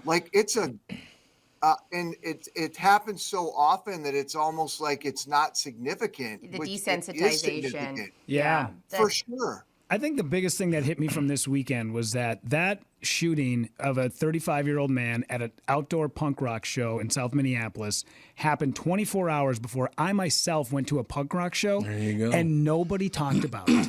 That's the thing that I was so crazy I is didn't hear that? about it because I was busy and I had shows over the weekend and then we went to a concert, so I was kind of out of the news for just 24 hours. But the fact that I was there at a punk rock show for 4 hours with 1,500 other people at the Varsity Theater and nobody brought it up. That's the part that blows me away, that it just happened down the street.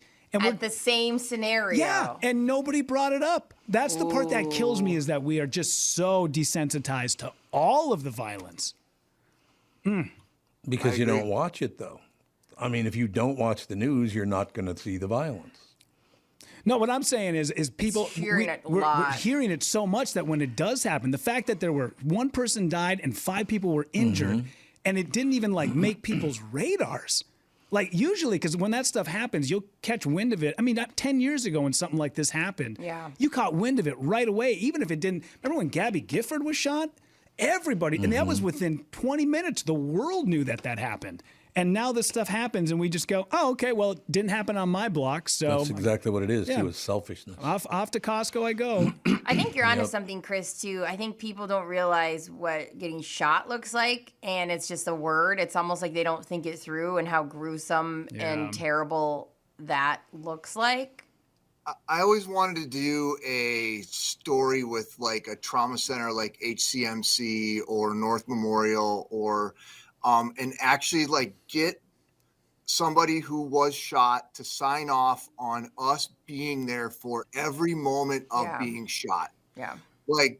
And sometimes we'll say the person was shot, but they are expected to survive. And it sort of is left at that. Yeah. Go along with somebody to watch what it's like to have a gaping hole in your freaking leg and have to go through PT. And I'm just talking about somebody who not was shot because they were acting a fool, but somebody who was a innocent victim of a shooting thing. I just always thought it'd be nice to really hone in on what it means to be shot. Yeah. Tom, did you have somebody shot? Oh, in my family? Yeah. More than one. Did you ever see? Have you ever seen anyone who's been shot? Oh God, yes. Yeah. I think so. It's not pleasant, I will tell you that. I have not been shot. I've been stabbed a couple of times, but I've never been shot. But yeah, it's. I'm sorry, but if your schools are teaching people you should be able to do whatever you want, this is what they want to do. Our schools do it. Our news does it. National television does it. National radio does it. You keep telling people you have the right to do whatever you want. It's going to get worse, not better, because you do not have the right to act like that. We had this very conversation over dinner last night that was disrupted because somebody tried to steal our car with my daughter in it out of our driveway. What? And I'm not looking. Last night? What? Oh God! With your daughter in it. Yep. What? 6 o'clock at night. Oh God. Doors are wide open. She had just pulled back. She just got home from the gym, was parked, had the door open, was just about to get out, turns around and looks, and two guys are approaching the car. The guy swings the door open, sees that she's in there. She yells at him. He takes off, and they speed off down the street. Oh my, Chris, I'm so sorry. Is she okay? Terrifying. Well, she yelled at him, and I can guarantee if she'd have got a lick on him, she would have, because she's a tough girl. But we had just talked about this yesterday, and I was talking about lawlessness and all this shit crap. Sorry. I like it, actually. And right there in our driveway, 6 o'clock at night, people walking by, like, it's crazy. Wait a minute. People walked by and didn't do anything?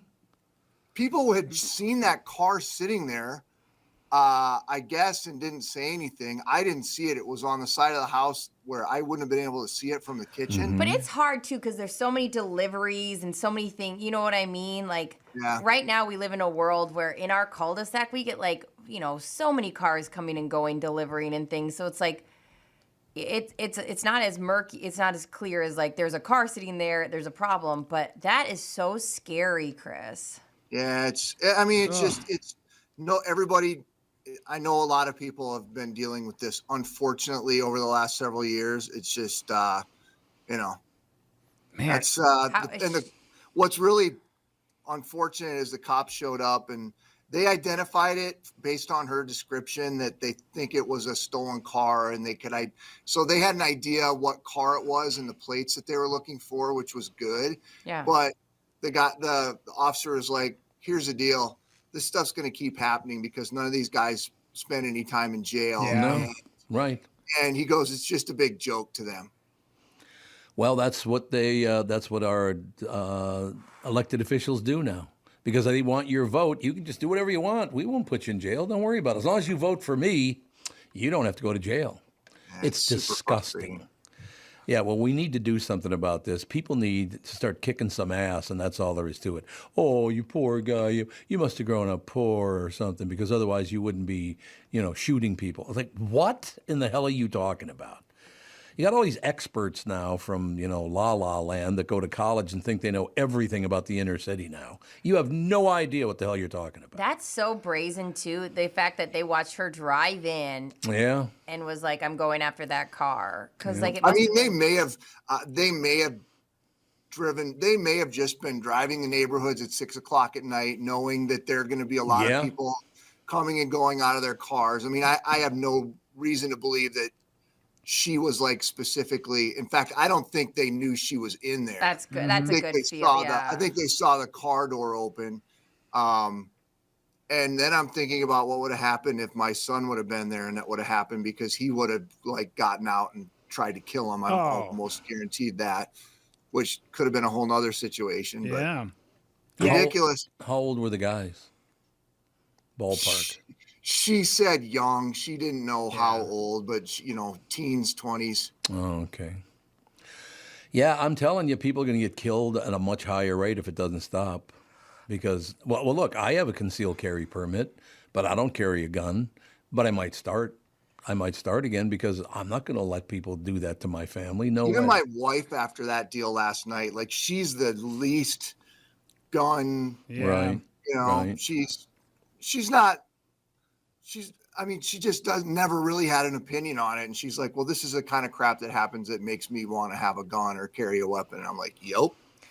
Your daughter, for better or worse, is going to have the best situational awareness now. She's going to be, there's a double-edged sword, right? Like when you lose some of that blissful ignorance, but now you know that when she parks, she's going to be like looking around, head on a swivel. Good. Like that's going to stay with her for a very long time. Yeah. I hope so. I do too. I'm sorry to hear that. No, it was just funny that we were talking about it yesterday, and I had stated something about lawlessness everywhere or something, and then there you go. Not to make light of it, but isn't there a J-Lo movie where she gets robbed and then the next day goes down and gets a boxing coach, and then 6 months after the boxing coach, she finds the guy and then beats the shit out of him? No, it's Enough, and it's her like abusive husband. There it is. It's not like a casual car. It was like a very abusive husband. Okay. And she like worked really hard to like put herself back in that situation. Yeah. To beat him up. Is that guy not noticing that his wife is getting super ripped? No, she left him.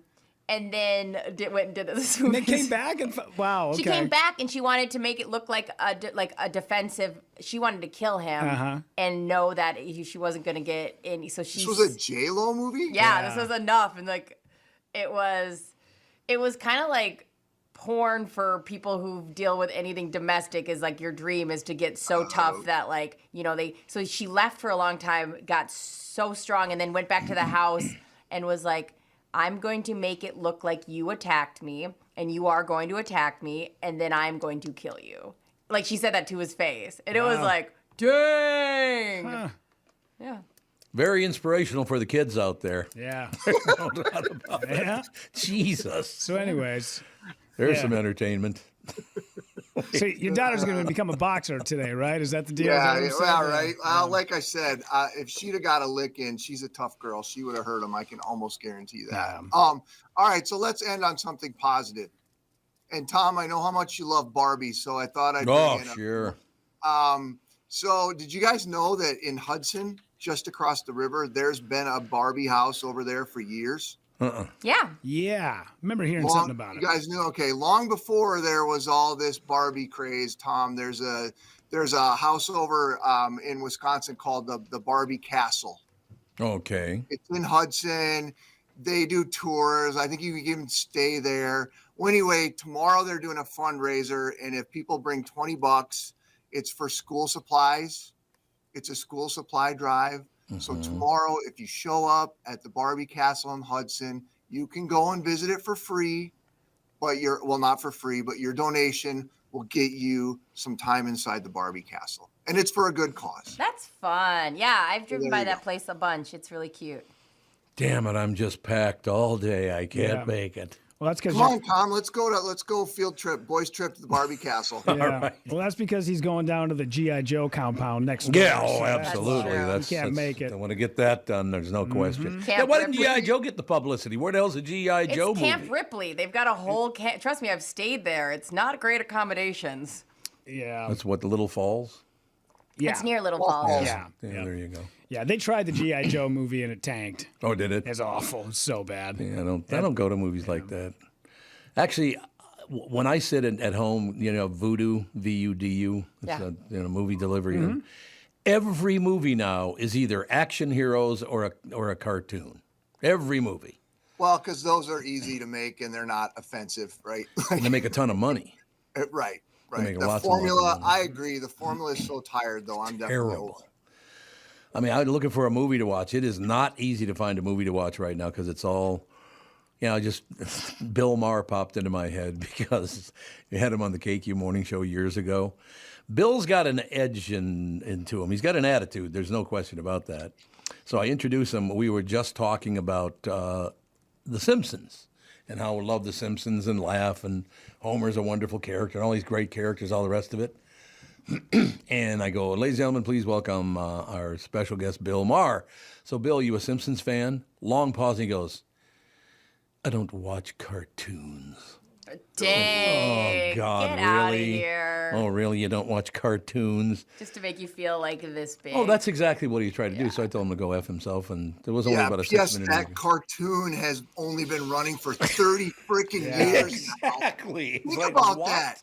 30 freaking years. What show lasts 3 years, let alone 30? The only bigger prick than him on the phone was Dennis Miller. Oh, God, what an asshole that guy was. I've heard that before. Oh, but that God. doesn't seem surprising. That's like I feel like he is prick. Like that's what he is, yeah. Right. He kind of disappeared now, didn't he? He was on a tour for a while.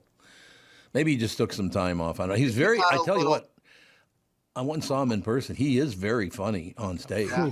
One of the best. Yeah, he is very, very funny. He's just a prick I as think a person. he got a little political, which is my guess is where maybe now wasn't the environment that people wanted to hear that stuff. Yeah, he's conservative. Is that the deal, Rudy? Well, yeah, because he was political for a long time, and he was very much so a Democrat. And then one day was like, I'm moving over to the other side because Democrats are going bananas. And then he got to the other side and was like, okay, you guys are all screwed as well. And now he just kind of gets after everybody. Good. And that is really the crux of that show right now. And he does like an after show too. I think it's called Bill Maher After Hours, where he just kind of sits for somebody for an hour, and it doesn't matter what side of the aisle that they're on. At least he is one of these guys that he's kind of like a Jon Stewart. He can argue with you about everything, but at the end of it, he's totally okay splitting a joint and having a glass of whiskey with you at the end of the night. And you can walk away shaking his hand going, at least we're civil towards one another. Yeah. Yeah.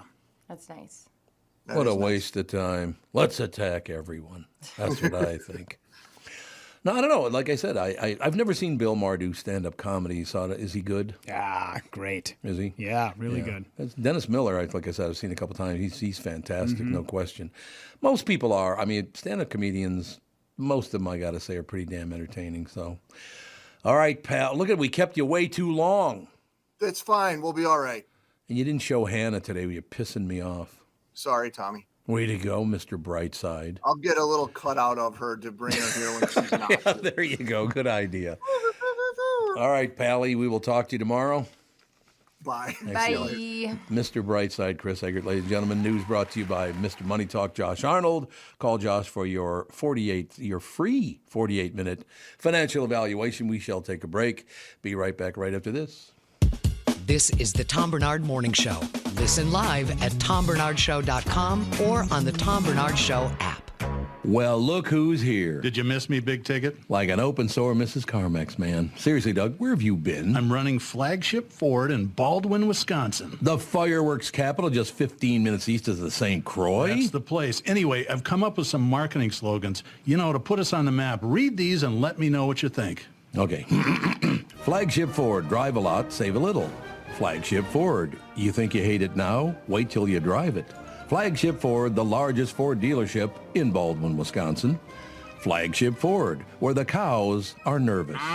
Flagship Ford, there is no ship, but we actually do literally have a flag.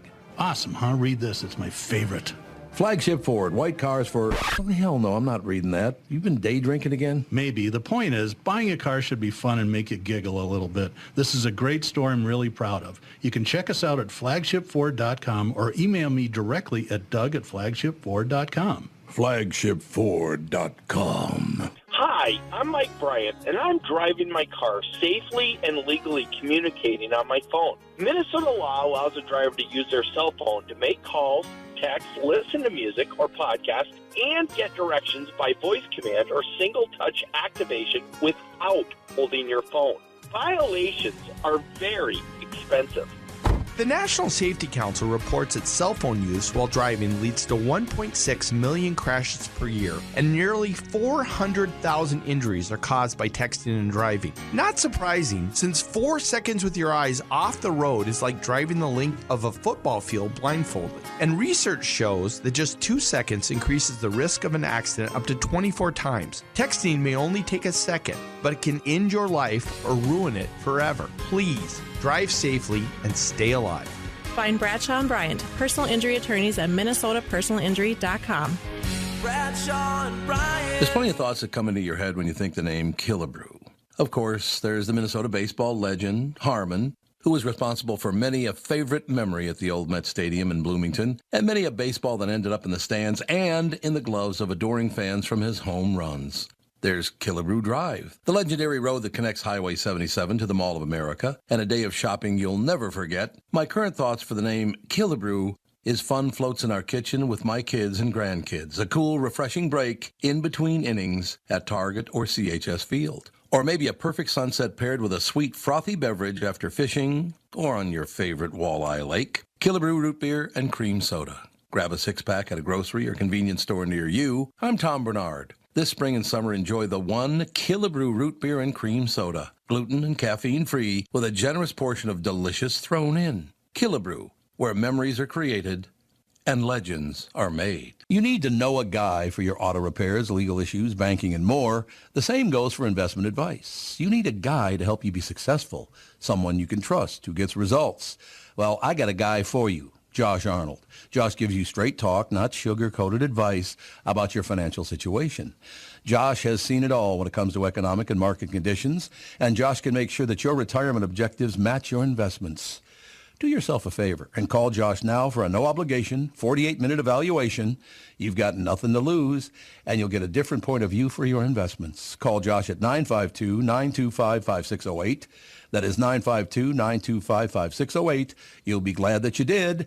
And tell him his guy, Tom, sent you. Investment services offered by Josh Arnold Investment Consultant, LLC, a security investment advisor. Past performance is no guarantee of future results. All investments involve risk. All comments and opinions are Josh Arnold's and do not constitute investment advice. Tom Barnard is a paid endorser. We are back, ladies and gentlemen. 8:55 now. It's 5 minutes till 9 o'clock. 62 and sunny now, though, so that's nice.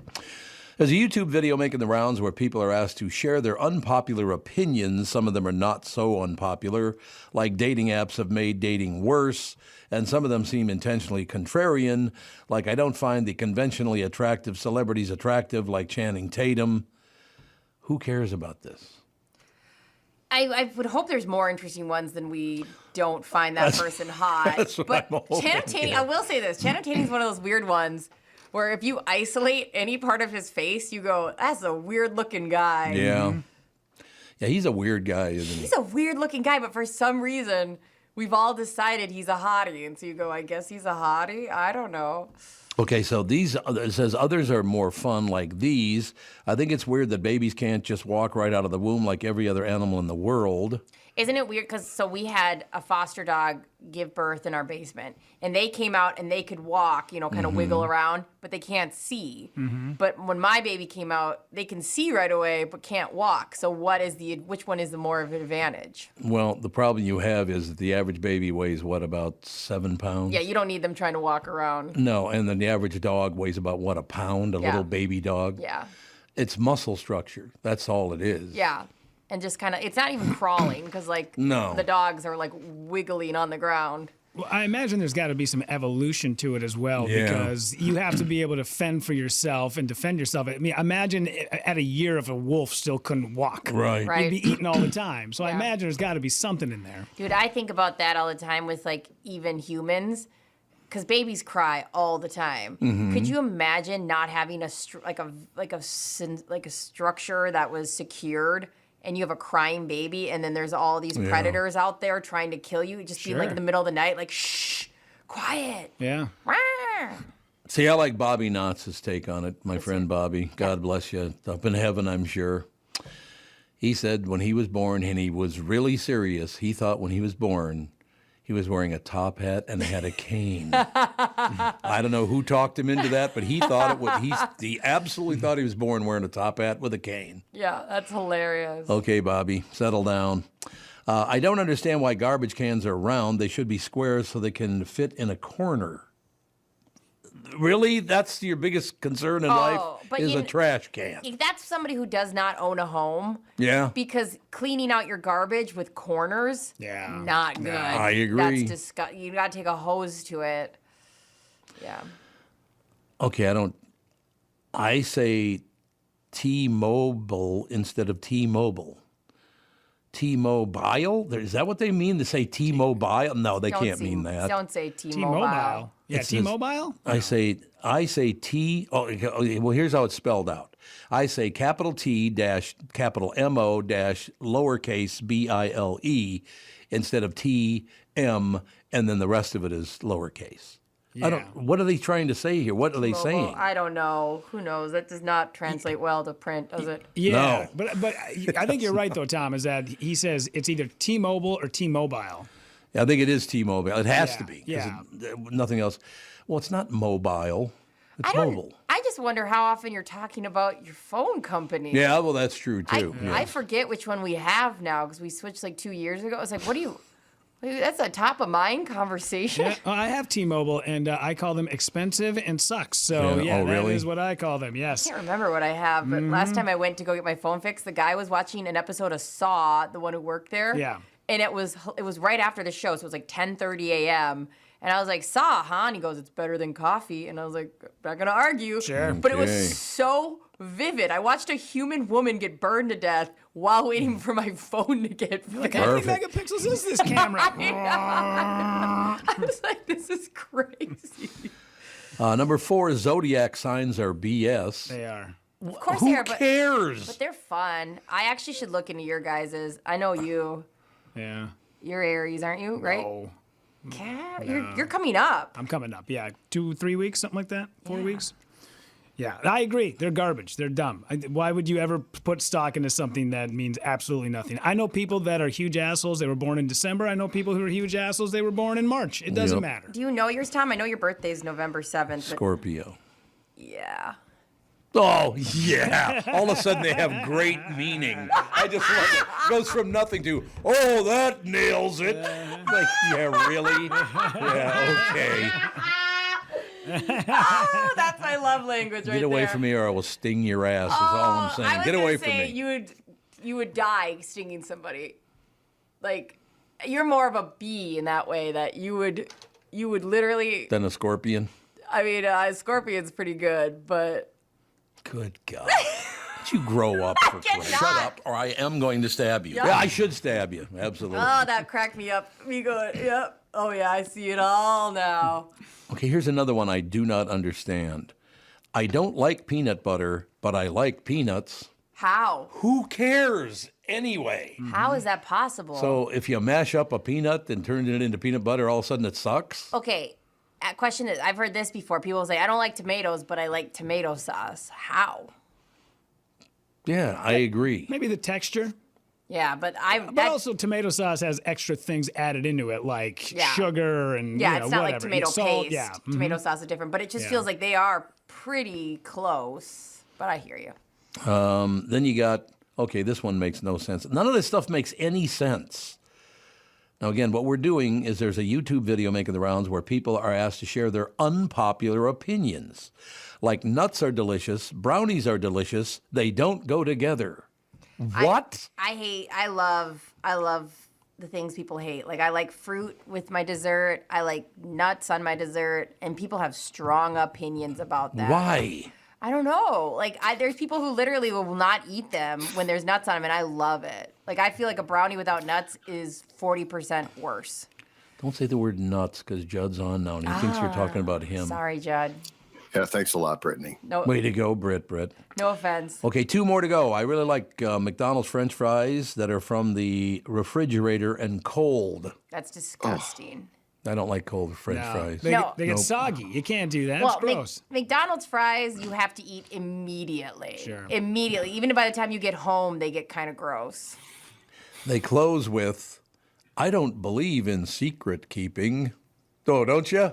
Good for you. Are you a good secret keeper? Oh, God, yes. I You tell feel me like- something I'd never tell anybody else. I feel like you're No a way. great secret keeper. Yeah, I would never do that. I'm a good secret keeper because I'm like, if you tell me to put it somewhere in my brain, I'll forget about it. Like, my sister will be like, remember how I told you? And I go, oh, I forgot about it. Whoops, I totally forgot. Yeah. But other than that, so those are all the big tips for today. And by the way, milk is the best drink. When's the last time you had a glass of milk? My uncle drinks milk all the time. And I'm like, what are you, 12? Why would you drink milk? You're a 63-year-old man. Who drinks milk? What is your problem? We give Go-Go whole milk, and I'm always like, Go, get a life. Yeah. But that's good for babies. I mean, you're supposed to, but I'm still like Yeah. a little bit like, come on, grow up. Yeah. I like chocolate milk. Chocolate milk's pretty No, we're legit. talking. Yeah. I do have a question about secrets that popped in my head. I really want to ask you guys.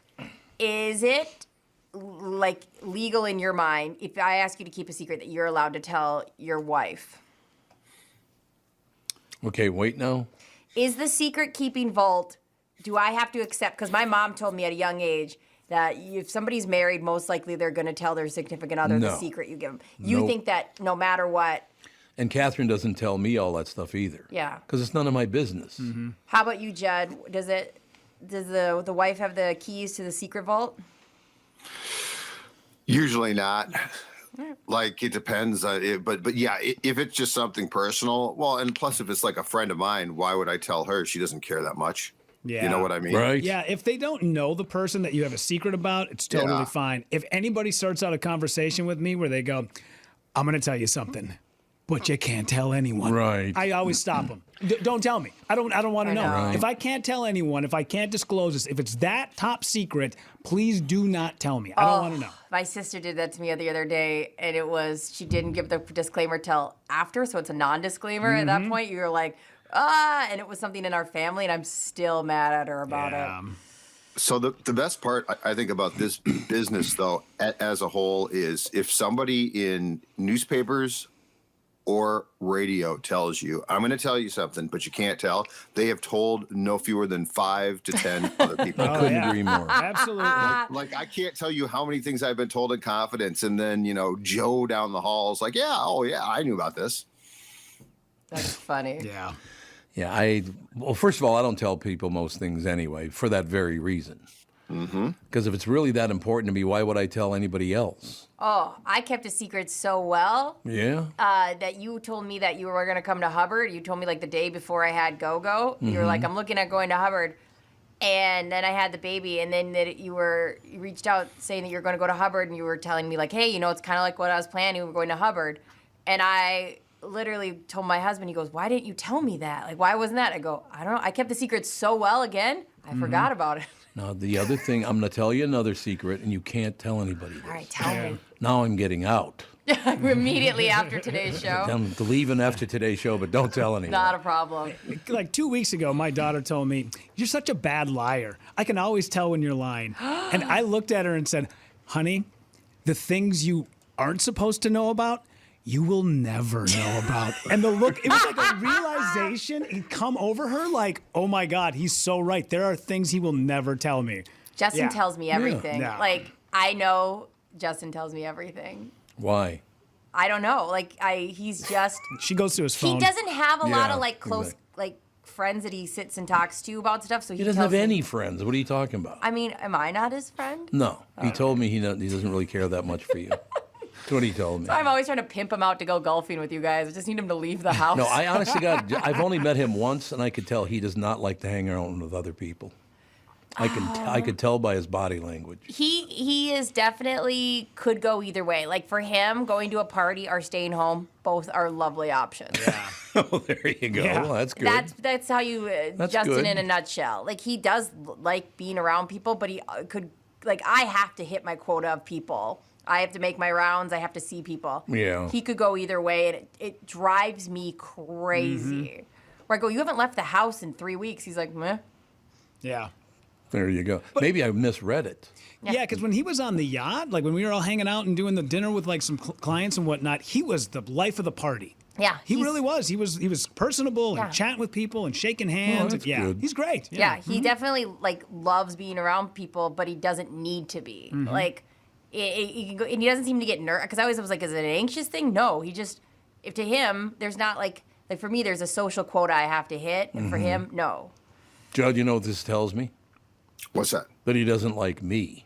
No, he likes Well, I was you. going to say, No, he doesn't. I was just going to ask you Nope. if you interpret it now as Justin's fine with people, it's Tom Bernard he has a problem with. Yeah. Oh my God, no! He literally talks about the time we celebrated his birthday with you in the Viking suite, and we were. Oh, he kept yeah. going hap. He talks. It's so funny the perception you Hap. have. He sincere, and every time he goes, "How's Tom doing today?" Like, Okay, it's so well, funny. let me put it this way then. he either doesn't like me or he's afraid of me. Oh, he's probably afraid of you. because that's what it is. Well, because at the time me and him were just engaged, and you were like I was trying my to get rid of him. father figure. He was meeting at the like. Oh, that's true. I forgot about that. Of course, he's intimidated by you. Like every guy I bring around you is intimidated. Why? Look at I'm the as sweet as could be. look at the camera when you say that. Why? Well, listen, Judd and I can ask Justin today when the three of us go golfing later. It's totally Works we'll for ask me. him all about it. You know how many times Justin's like, well, if Tom ever needs a golfing partner, I can probably get out. I was like, he has an imaginary friendship with you, I think because he listens to the show, that you don't know exists. So it cracks me up. Where Like, does he play? anywhere. He's like We Rudy. didn't have where- one spot. No, he'll go anywhere that's open at I that could time. invite him to golf. He would love that. Oh, I could do that. Like, And then once I get him out there in the middle of nowhere and nobody else around him, I go, I got a problem with you. he would poop himself. Yeah, you're like, why do you He have would an extra absolutely. With me, Justin. It is funny, though, that the second Tom would be like, let's go golfing. Justin's like, I'll drop everything. But the second you text him, hey, would you like a ham sandwich? He's like, I'm in the middle of a meeting. Exactly. Shut the hell up, lady. God. Exactly. No question about it. So, Judd, no game yesterday, so we don't have anything to bitch about. I know. Although, again, how do you figure? How do you figure? You lose 3 or 4 in Detroit, which is Yep. just terrible. Terrible You've team. now lost the season series to Detroit, who's here tonight for a 2-game series, and you go into Philadelphia, get waxed on Friday, and then win the last 2 games of Yeah. that series. How? This is one of the most baffling collection of human beings I've ever seen. I would have to agree with that 100% because, as you know, well, Judd and I text back and forth during the games, right? And I literally texted Judd the other night and said, the Twins are up 2-0. They just pulled a pitcher after throwing only 80 pitches. He's been pitching his ass off. They pulled him. Maybe I should stop watching the game because if I watch the game, I guarantee you they're going to lose. And what did you do, by the way? I followed your lead and I watched the rest of the game because you said, no, Okay, watch good. the rest of the game. So I did. Good. That's great. But, yeah, Judd and I, if there's a Twins game, Judd and I are texting each other. There's no doubt about it. That's a really fun friendship. I love that. Like I I don't love. know about a friendship, but Oh, yeah. I'm sorry if I But overstepped. I'm not afraid of Tom. See, that's the thing. That's a big difference. I'm not afraid of Tom. I embrace Tom's crustiness because I share a similar crustiness myself. Yes, you do. That's very true. Which is why there's expletives in our text thread about the Twins almost constantly. That's very, very. Well, we had a guest on effing the team. we had a guest on the family podcast yesterday. He works with anxiety and police officers, EMTs, firefighters, and all that stuff. Russ was his name. Russ. Yeah, his name was Russ. Great guy, but he taught me a lot about myself. You know, we talked about that whole situation about. I don't know. People, you don't do it on purpose. You just kind of develop who you are. Yeah. And you really don't understand. I had no idea I had this outer image that I had this edge to me. It is funny who perceives it and who doesn't, right? Because like Yeah, some people don't. when I would run into you here and there when I did the overnight, I didn't perceive you as grumpy because you were always or edgy or whatever. Mm-hmm. You were always very warm to me, and because of that, you know, I always liked being around you. And by the time you have hit times in your life where you get a little cranky, I don't still perceive it as you're mad at me. I No. perceive it as something you like. So I think it's funny. I think people that know you well aren't thrown off by it. Whatever. No, that's true. But I mean, there's a big difference between, not liking you and actually hating your guts. There's a big difference. it's a very thin line, though. No, but he told me yesterday, and it was kind of funny because I brought this up several times. Yeah. But he said, I do, and he brought this up to me. He said, you do have that circle around you that if people stay out there, you're okay. And if you like them, they can come inside the circle. And he was right. He nailed it. He's absolutely right about that. Have you, in the past 5 years, let somebody in your inner circle you've regretted? Oh, God, yes. In the past 5 years? Absolutely. Really? Many, many people. Wow, because I know that that used to be a problem in the past with you, but I didn't know if you're still trying to have new people in your life. Oh, I'm not trying. Don't get me wrong. I'm not trying to get new people in my life. I got enough. Okay, hang on. Let me grab a piece of paper. Tom, if you could start alphabetically with who these people are and their phone numbers, we can. If everybody's first name is Google Doc asshole, on it's that going to one, take me Rudy. forever. No, I really do. I like people. I love people a lot. As a matter of fact, I have my whole life I've been very disappointed in the human race. I have. Yeah. There's no question. Well, Judd, you and I have talked about that before, I think. Yes. It's Yeah. like that. And I think the difference between us is I think I am less trusting than you, so I don't let many people in. But yes, the human race disappointing us, I think, is a very common thread, right? Like it's a very common thread where you allow a person in your circle, but then if they screw it up, they're out, they're gone. Yeah, and I'll be honest with you. I know this is going to sound a little, I don't know, cloying maybe. I hope it doesn't. But that's one thing I've learned in the 6 months we've been together, that working with you and Phil are my kind of guys. You just are. You're very honest. You got your opinions and you go for it. I like honesty. Honesty is a great thing. Mm-hmm. So don't tell Phil I like him, though, because then he'll get a big hit. No, it'd be terrible. I most definitely won't. But you know what?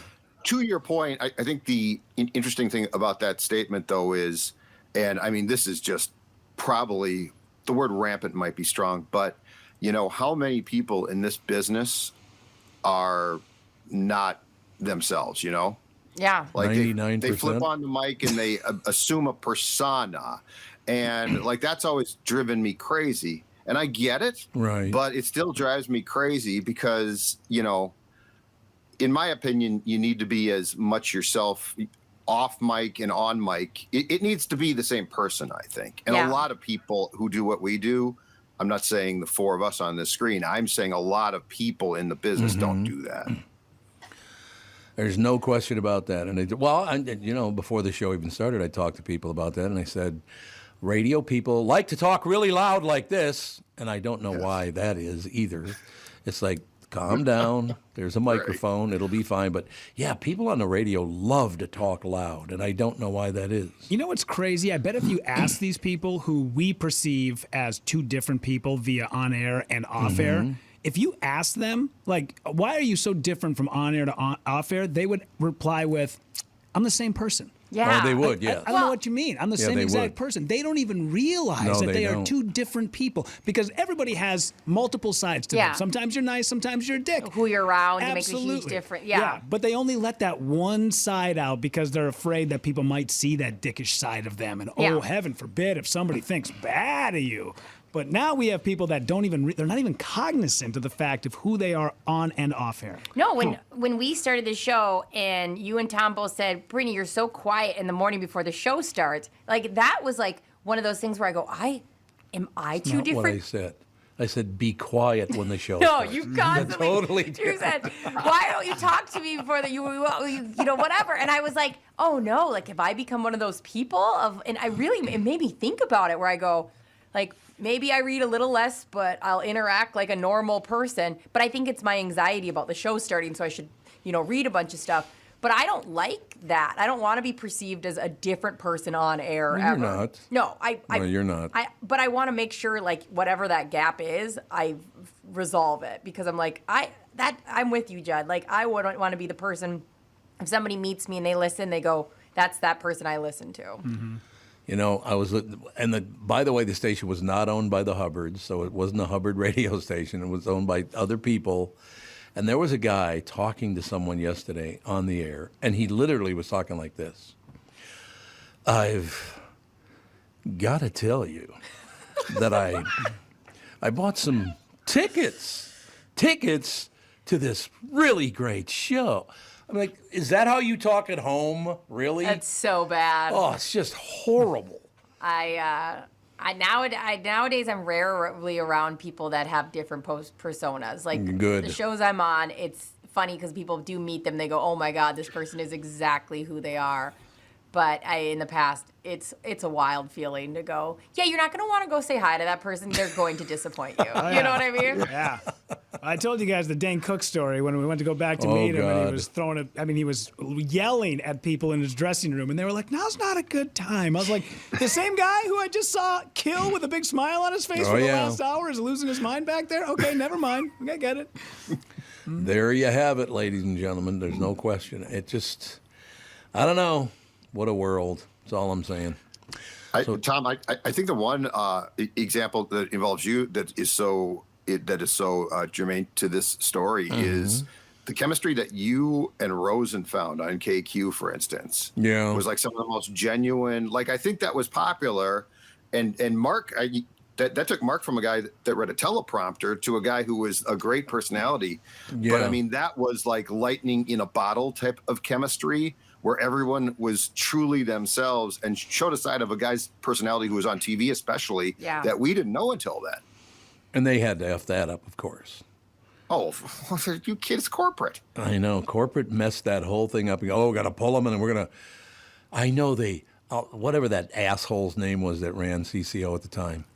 You know, over at his current station, he's Little Marky. Of course, he came Little Marky Rosen because he's 6'6". Yeah. And apparently this guy didn't get that joke.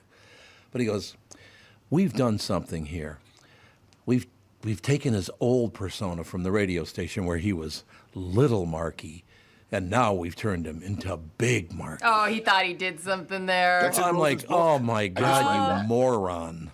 I just read that. That's in Mark's book. Oh, is it really? It's in the book. What was the asshole's name that said that?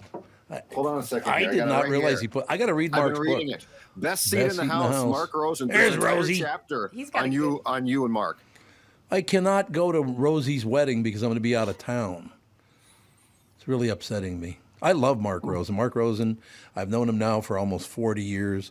I just love the guy. He's a great guy. He's a lot bigger than me, which pisses me off. But, you know, such is life. He's a gentle giant, I think, though. I tell you what, though, Lee Alsvik, she was another wonderful person to work with, and you could not find a sweeter guy than Dan Culhane. I was so lucky with that cast over there. I didn't know any of them, had never met any of the three of them. You just went on the air and started calling them names, and we had a good time, man. It was wonderful. And then, of course, they had to tear it all apart because that's what radio management does. Well, yeah, that's unfortunate. Remember who I got stuck with after Mark Rosen? Oh God, I'd love to talk about this someday. Mark Curtis, and it was a disaster. I'd love to hear the story on that one. How long was that? It was a couple years, wasn't it? Seemed like an eternity. I think I listened to the first hit, and you could tell. Oh yeah, you could. Like the first hit, you could tell this ain't gonna end well. And then thank God Passolt came along and saved my ass. Yeah. Jeffy Passolt. I miss him too. I loved working with Passolt. Great guy. But yeah, just Jerry Burns. Jerry Burns. He does a great Jerry Burns. Does. There's no doubt about it. You know, Passolt's really good. One of the things, if you ever get a chance, go out drinking with Jeff Passolt because it's so much fun, I can't even tell you. God, is it fun. He gets up and starts singing. He gets up on stage, starts telling jokes, doing impressions. He's a great guy to hang out with. No, I've been very, very lucky in my career in this business. Worked with a couple of assholes, but most of them were very, very nice people. Absolutely.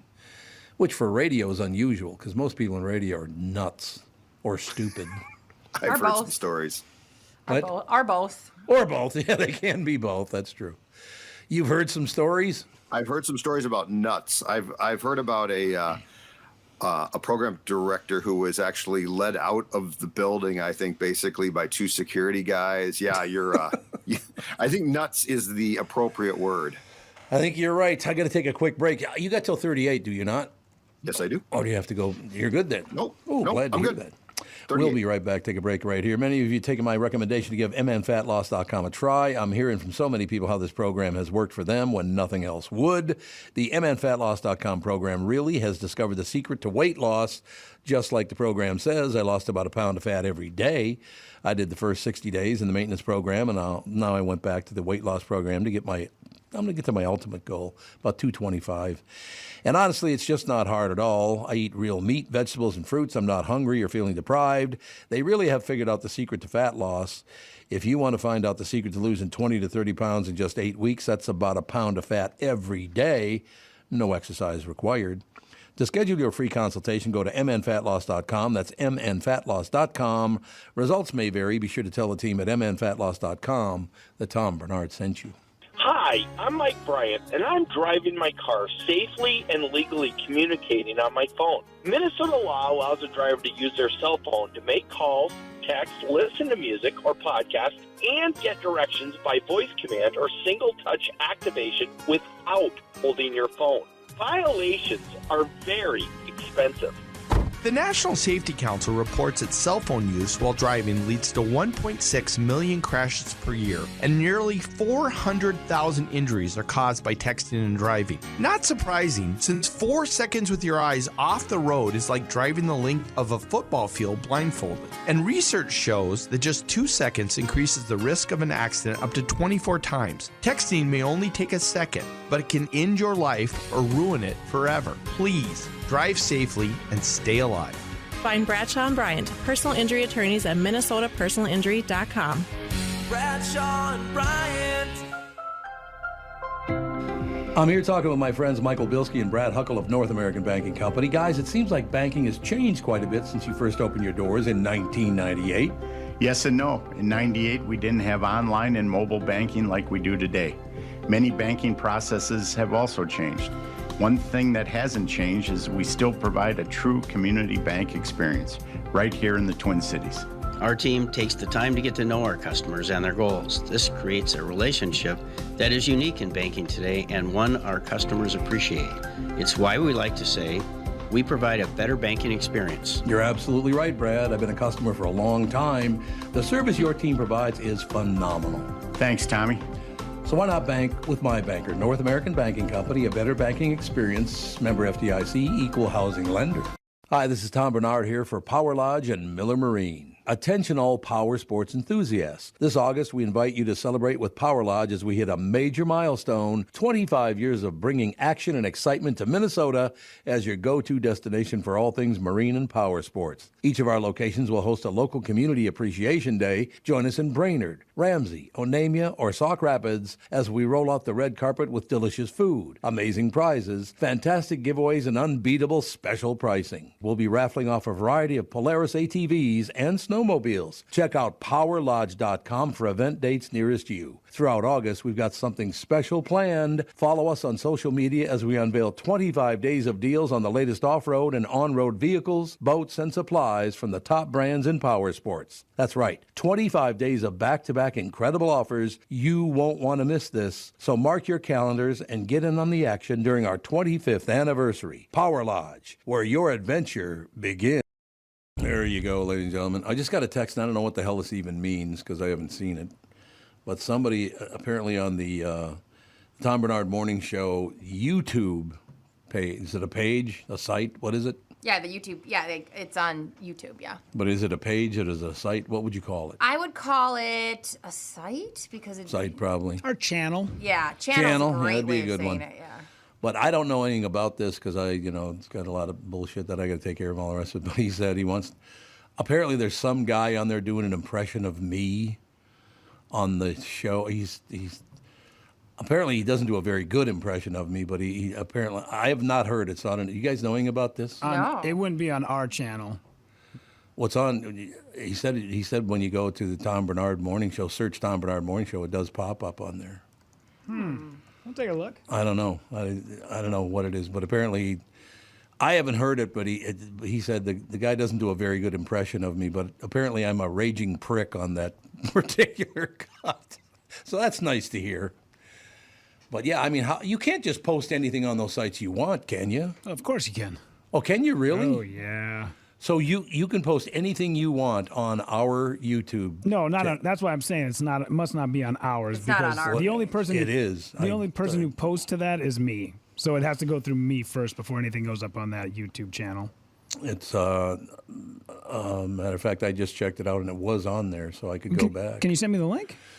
I'll go. Yeah, well, I could do it after the show because I don't want to spend a lot of time on it. But so everything does have to go through you. Yeah, goes through me before it goes up. Okay, well. But if somebody does an impression of you and puts Tom Bernard and you search Tom Bernard, you can find the impression. Yeah. But that's not our channel. Yeah, that wouldn't be makes from sense. it wouldn't be from us. Yeah. No, this was on the YouTube channel. Yeah, it's on YouTube, but it doesn't come from our channel is what I'm saying. It's on the Tom Bernard Morning Show YouTube channel. That's where it is. Apparently that's what everybody's telling me. I mean, I don't care. I didn't know I was starting this brouhaha. Hold on. But No, I'm going to look. It's probably toward the back or something. I don't know. Maybe you can find it. Well, I didn't want to turn this into a deal where everybody's searching. I just thought I wanted to find out if it was funny or not. That's I'm with you. I haven't seen it yet. No, I'm definitely gonna look on my off time for sure. I'll see if I can find it. I don't know what the hell it is, but I guess the guy talks kind of like this. This is Tom Barnard. I go to Nutrimos, and I want to thank him because I weighed 300 pounds, and now I'm down to 299.9. It's one of those kind of deals. Oh, nice. So I don't know. I have no idea what the hell it even is. I shouldn't have brought it up because I thought you guys might know about it, but I don't know. I don't know anything about that stuff. Interesting. Well, I mean, whatever. Does that make you like? It's so wild to me that somebody would do an impersonation of you. Like, oh, they've always done that. Yeah. Does that feel? Yeah, they always. Does it bug you, or does it say that you just kind of take it as a compliment? There's never been a good one. Is the problem? That's the problem. There's never been an accurate one. It's always, oh yeah, I talked to the guy yesterday. It's like, I still remember. So when we had to roast you at the House of Comedy. Oh God, I remember that. Yeah. And a lot of the comedians actually were terrified to roast you. Me and Alex had no problem with it, obviously. Yeah, it's obviously just a given. But you said the funniest thing after, where you're like, all right, all you stand-up comedians, I just want to say, this is what a full room looks like. When you got to do the comeback, it was so funny. And me and Alex were dying laughing. I would say me and Alex were the only ones who actually attacked you because everyone was terrified. Very mean. No, everybody was very, very sweet at that show. That was very nice. It was super fun.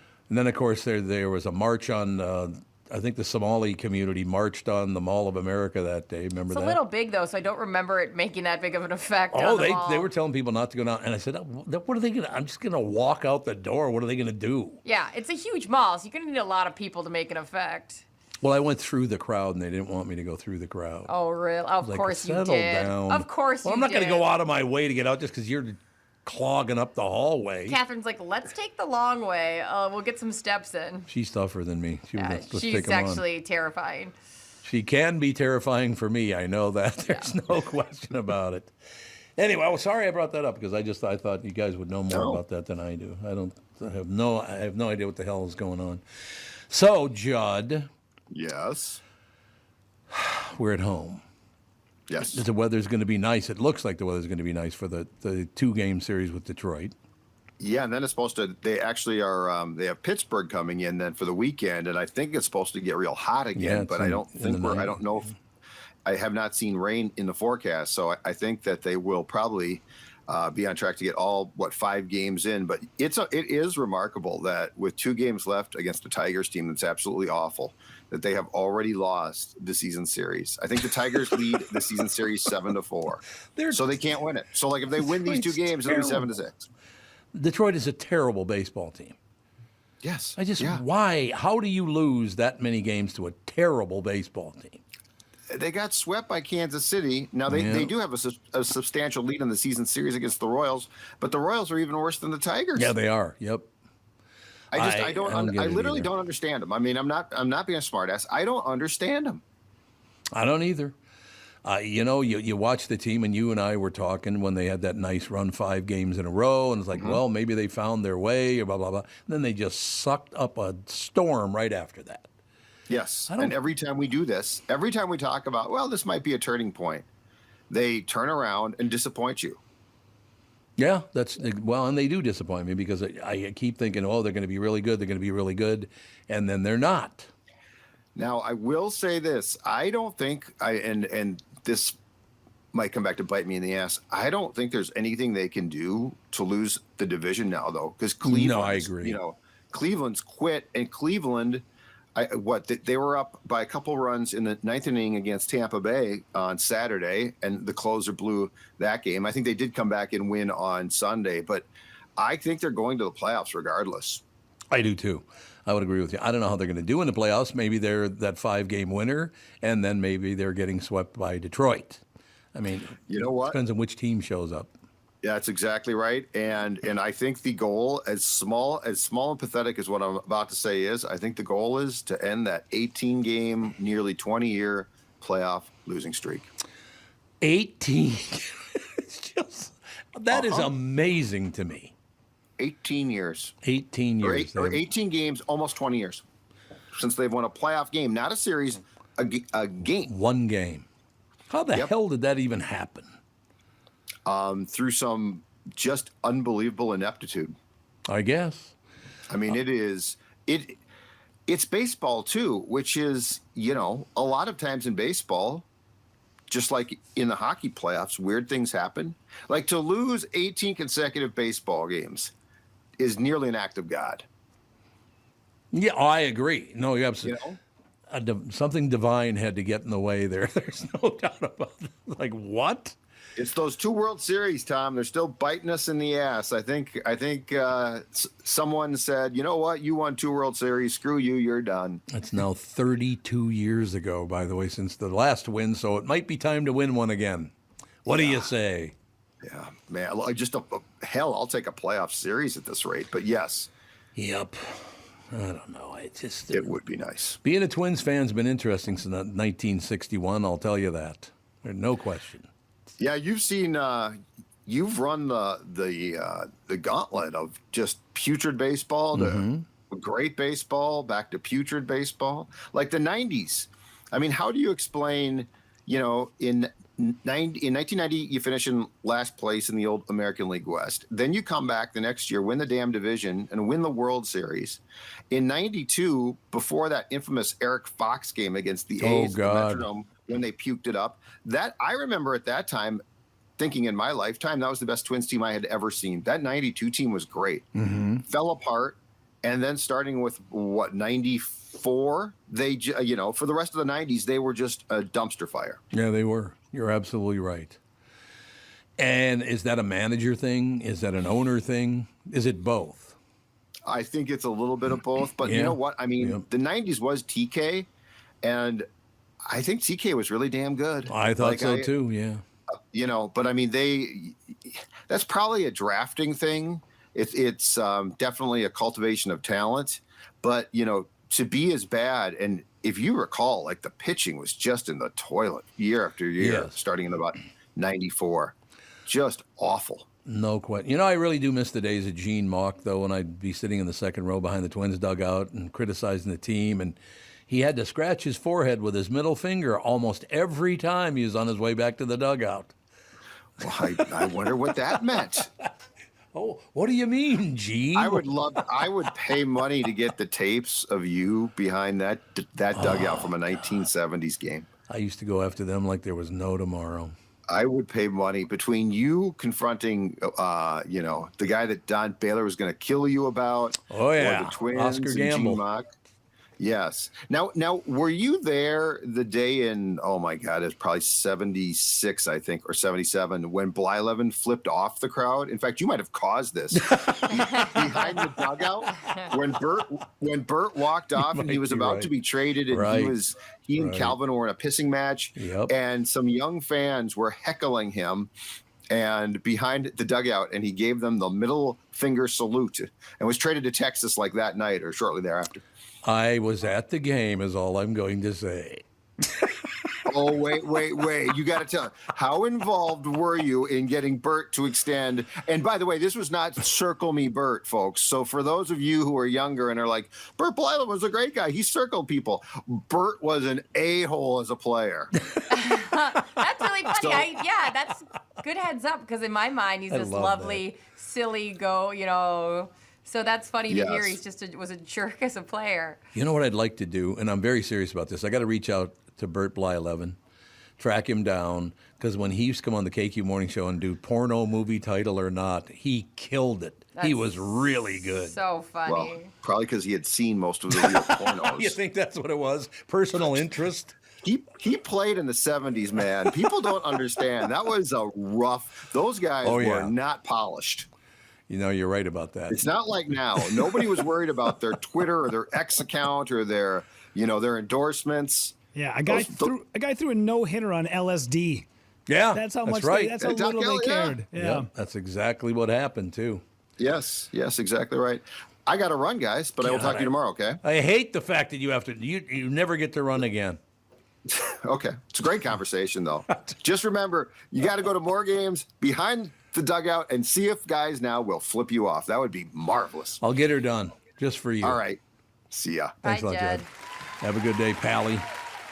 Got very, very lucky there with Phil and Judd, no question about it. Yeah. Great move. That couldn't have been like Dan and Amy, was it? They probably did it. Oh, it was a disaster then. I call mind. them masterminds. Yes, masterminds. There's no question about it. You can probably think of several facepalm moments with your significant other where it took them a little too long to realize something obvious, and they probably can think of some of yours too. But there are special next-level situations when people online say they're realizing they're dating a dummy. Oh, no. This might not be good. I feel like I'm worried that my husband has those moments where he goes, ugh, because there's like basic skills I don't understand. Where I go, uh-oh, is he realizing that I'm an idiot? Well, he was on the phone with me most of the time. Yeah, right. Now, here's some examples. Okay. Okay, that when you know you're dating a... Did you ever find out, because it's been so long ago, I don't think I ever dated a dummy. I don't think I did. Oh, I don't for remember. sure did. Oh, did you? Yeah, and like, I mean, it's not such a bad thing. I think there's some sort of, ignorance is bliss, because they were fun. I mean, being around dumb people is fun sometimes. It is? Yeah, why not? Yeah, I really don't think I ever dated a dummy. I can't remember one anyway. I suppose I always dated professional women, and maybe that's different. Yeah. Yeah, so that might be the difference there. That's true. I told a guy I was dating that he needed more humility, and he literally responded with, "Why would I want to be humiliated?" Oh, no. Good start. That's not great. Number 2, my ex-husband pronounced ATM Adam. I have to go to the Adam. Okay, that's not so bad. That's kind of cute, That's actually. kind of cute. He probably did that on purpose, don't you think? Sure. My neighbor, her little girl used to say handicizer instead of hand sanitizer. And so now we all say handicizer. Like, Handicizer. sometimes things just change for the best. Yeah. Love it. No question. No, I got no problem with Adam. I think that's cute. Do you remember when they were called time machines? No. Because the company was actually called Time. That was the ATM, but it okay. had time on the side of it. Which you would sound crazy if you told me you're going to the time machine later today. I got to run down to the Exactly. time machine, yeah. Yeah, that would, yeah. Number 3, she thought that rust was one of the chemical elements. Oh, no. Oxygen, neon, silver, uranium, rust. Yeah, that just nice flow there. Right? She thought rust was a chemical element. I mean, okay, I agree that I absolutely know it's not. I've taken a chemistry class. I know it. But is it that dumb? Is it that dumb to think that rust is on the... I mean, like, there's so many on there we have no idea. Well, I mean, I know it's a reaction to, metal, but it's not that dumb. How about this? He thought my portobello mushrooms weren't cooked through because they were white inside. Oh, no. You know what, though? I have found that, especially like in not niche things, but there are whole sections that people decide not to know anything about. I knew a very smart guy, my friend Chad. He's a genius. One time I asked him to help with my nanny family. They needed a fill-in, and Chad lived in the triplex of the house below me, and we were good friends. And I was like, "Do you want to fill in for me?" And he's like, "I'd love to." He had to cook salmon, and the amount that he messed that up, and salmon is one of the easiest things to cook. He was like, "Oh yeah, I put it in. I treated it like a burger, like I was waiting for it to get cooked all the way." And I remember like being like, "You're an idiot," but like. There's just like whole sections we just don't go in. Yeah. You know what I mean? Where you go, oh, like he just never cooked salmon before. I've never, made much out of wood. So like sometimes I look like an idiot if I'm trying to build anything. You don't want me cooking. Yeah, then like that, No, isn't that you weird? don't. I mean, to me, that's a basic skill. Yeah. I'm not good at it. Yeah. No doubt. Everyone has their strong points, though. And their blind spots. Yeah, absolutely. Yeah. I remember when I was I think my second house, my uncle was helping me put in a window. And I was having a hard time understanding what he was saying. Yeah. And he got angry and he called me an idiot. And I was like, really, dumb? Look around. Yeah. This is my second home. We're putting windows in my home. You live on your daughter's couch. See? Who's the idiot here? I made this out of nothing. I started at the bottom. Look at where I'm at, okay? Let's remember. Everybody has their strengths. They have your blind spots. Yes. And like you have to be okay. And like Justin is he's getting so much better at accepting his blind spot. He really wants to try to learn to cook for go-go. Otherwise before he had no idea. Yep. And I'm very appreciative. And I also tell him to Google things because we get in some big old fights when I try to teach him anything. That'll happen. These are getting worse now. Oh, no, I'm scared. She was a 40-something woman and asked, is duck an animal? Oh, no. Is duck an animal? Is duck an animal? Oh, no. Next one's even worse. Oh, no, what? My ex asked me, what kind of an animal is Mickey Mouse? No. Okay, in her defense, that don't be looking like any mouse I've ever seen. Well, it's still Mickey Mouse. But, like, maybe his name is Mickey Mouse as his last name. Mouse. Yeah. People have weird last names that they're not exactly that. Sure. I know Mozzies. I don't know any mouse. I mean, I'm sure there's a guy with the last name Mouse. Could be. He didn't know what color red and yellow make when mixed together. Well, some people wouldn't know that. Yeah. Some people might not know that. I had to teach my ex how to locate a book in a library. We were both college graduates. Well, he'd never been to a library. Who cares? I bet you most people don't know. Is it? I want to say the Dewey Decimal. Dewey Decimal, yeah. They would That have no system. idea. Yeah. Not anymore. no. Author's Yeah, last name, right? Isn't it? That's the way it's normally set up. My ex asked me, where does the sun go at night? Okay. That's like a very. If it was like very abstract, it could be like a really good song lyric. Was she dating a 6-year-old? Like, why would you ask that question? My ex didn't know what order the months go in. I asked him to learn, and he got mad at me and said, no, that is not something I'm interested in. It took me an abnormally long time to memorize what number corresponds with the month. Yeah, but that's not as important. You got to know how the months line up, though. But like, I wanted to be able, if I said 6, I would know right away it's June, and I didn't know that. Like that took. That's a helpful thing to just automatically know. But I used to have to go through it all, Just go threes. 3, 6, 9, 12. And know those land point marks. Yeah, Yeah, if that's you know those, smart. it'd fill in. I feel like that's actually that's probably how I should teach go-go, because probably Yes. it's not it'll work. it's just not memorization. It's just you just know those landmarks. Yeah, and then you fill it in, and you're good to go. That's ingenious. Give me $50. Not a problem. Right now. It's in the mail. Just a couple left to go, ladies and gentlemen. I had a partner who stacked cups when putting them in a dishwasher. No. Yeah, let's put them on top of each No. other because that water is going to get right in there. Oh. How stupid are you? Oh, yeah, that's rough. I dated a girl in high school, and we were all at the mall one day looking at a mall directory. She asked me how the map knew where we were standing. That's a rough one. Yeah. Oh, God. That's a Oh, rough God. You know the star on the map that says you are here. She didn't know how does it know we're here? How did it know? That's just new technology. That's a rough one. I explained that the map was where we were standing. We are reading it, but after 10 minutes of trying to explain, she still did not understand how the map knew that they were there.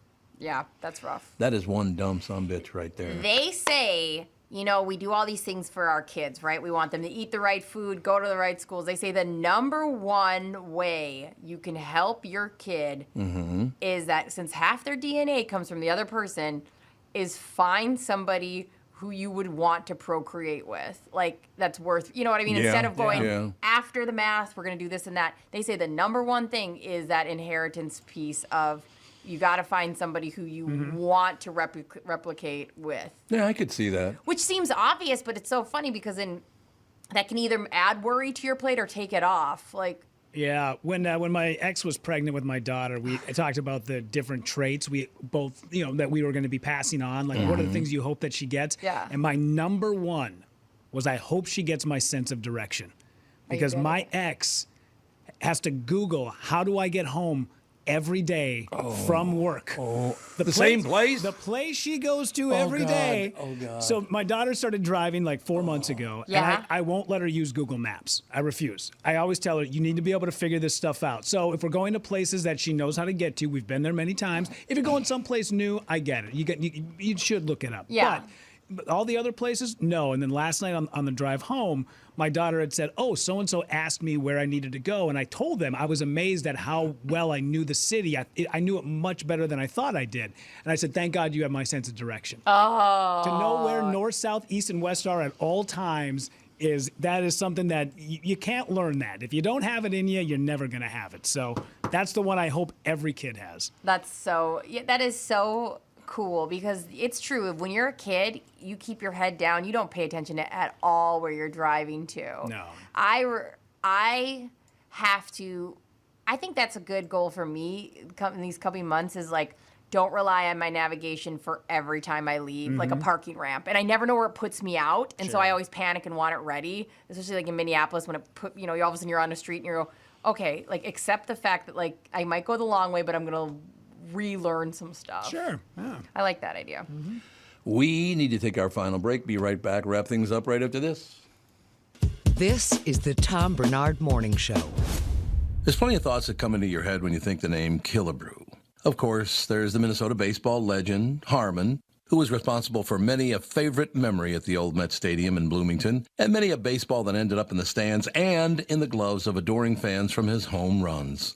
There's Killebrew Drive, the legendary road that connects Highway 77 to the Mall of America, and a day of shopping you'll never forget. My current thoughts for the name Killebrew is fun floats in our kitchen with my kids and grandkids, a cool, refreshing break in between innings at Target or CHS Field. Or maybe a perfect sunset paired with a sweet, frothy beverage after fishing or on your favorite walleye lake. Killebrew root beer and cream soda. Grab a six-pack at a grocery or convenience store near you. I'm Tom Barnard. This spring and summer, enjoy the one Killebrew root beer and cream soda, gluten and caffeine-free, with a generous portion of delicious thrown in. Killebrew, where memories are created and legends are made.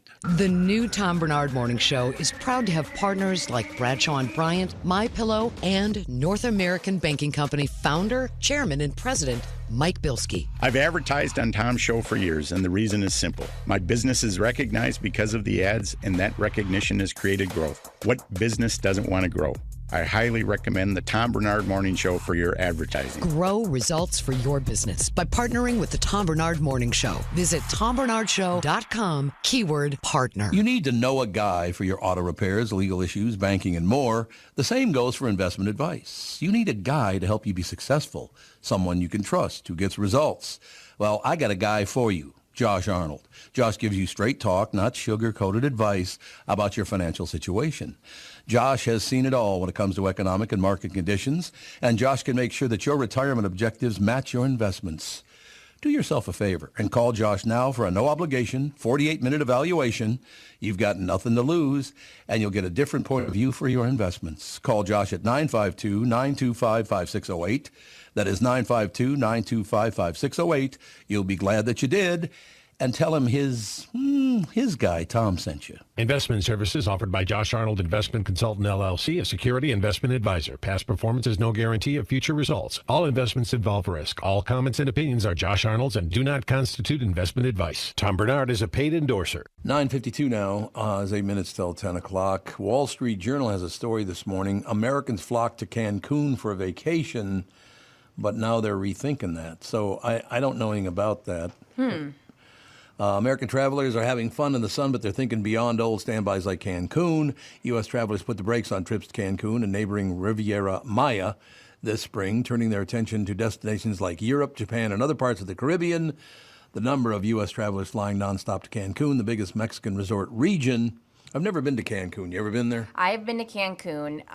My family went when I was like a teenager, and I could see the appeal. I saw the 18-year-olds going and having fun, but I don't think it's a great place to bring your family. No. Oh, really? No, it's like I shouldn't say cheap.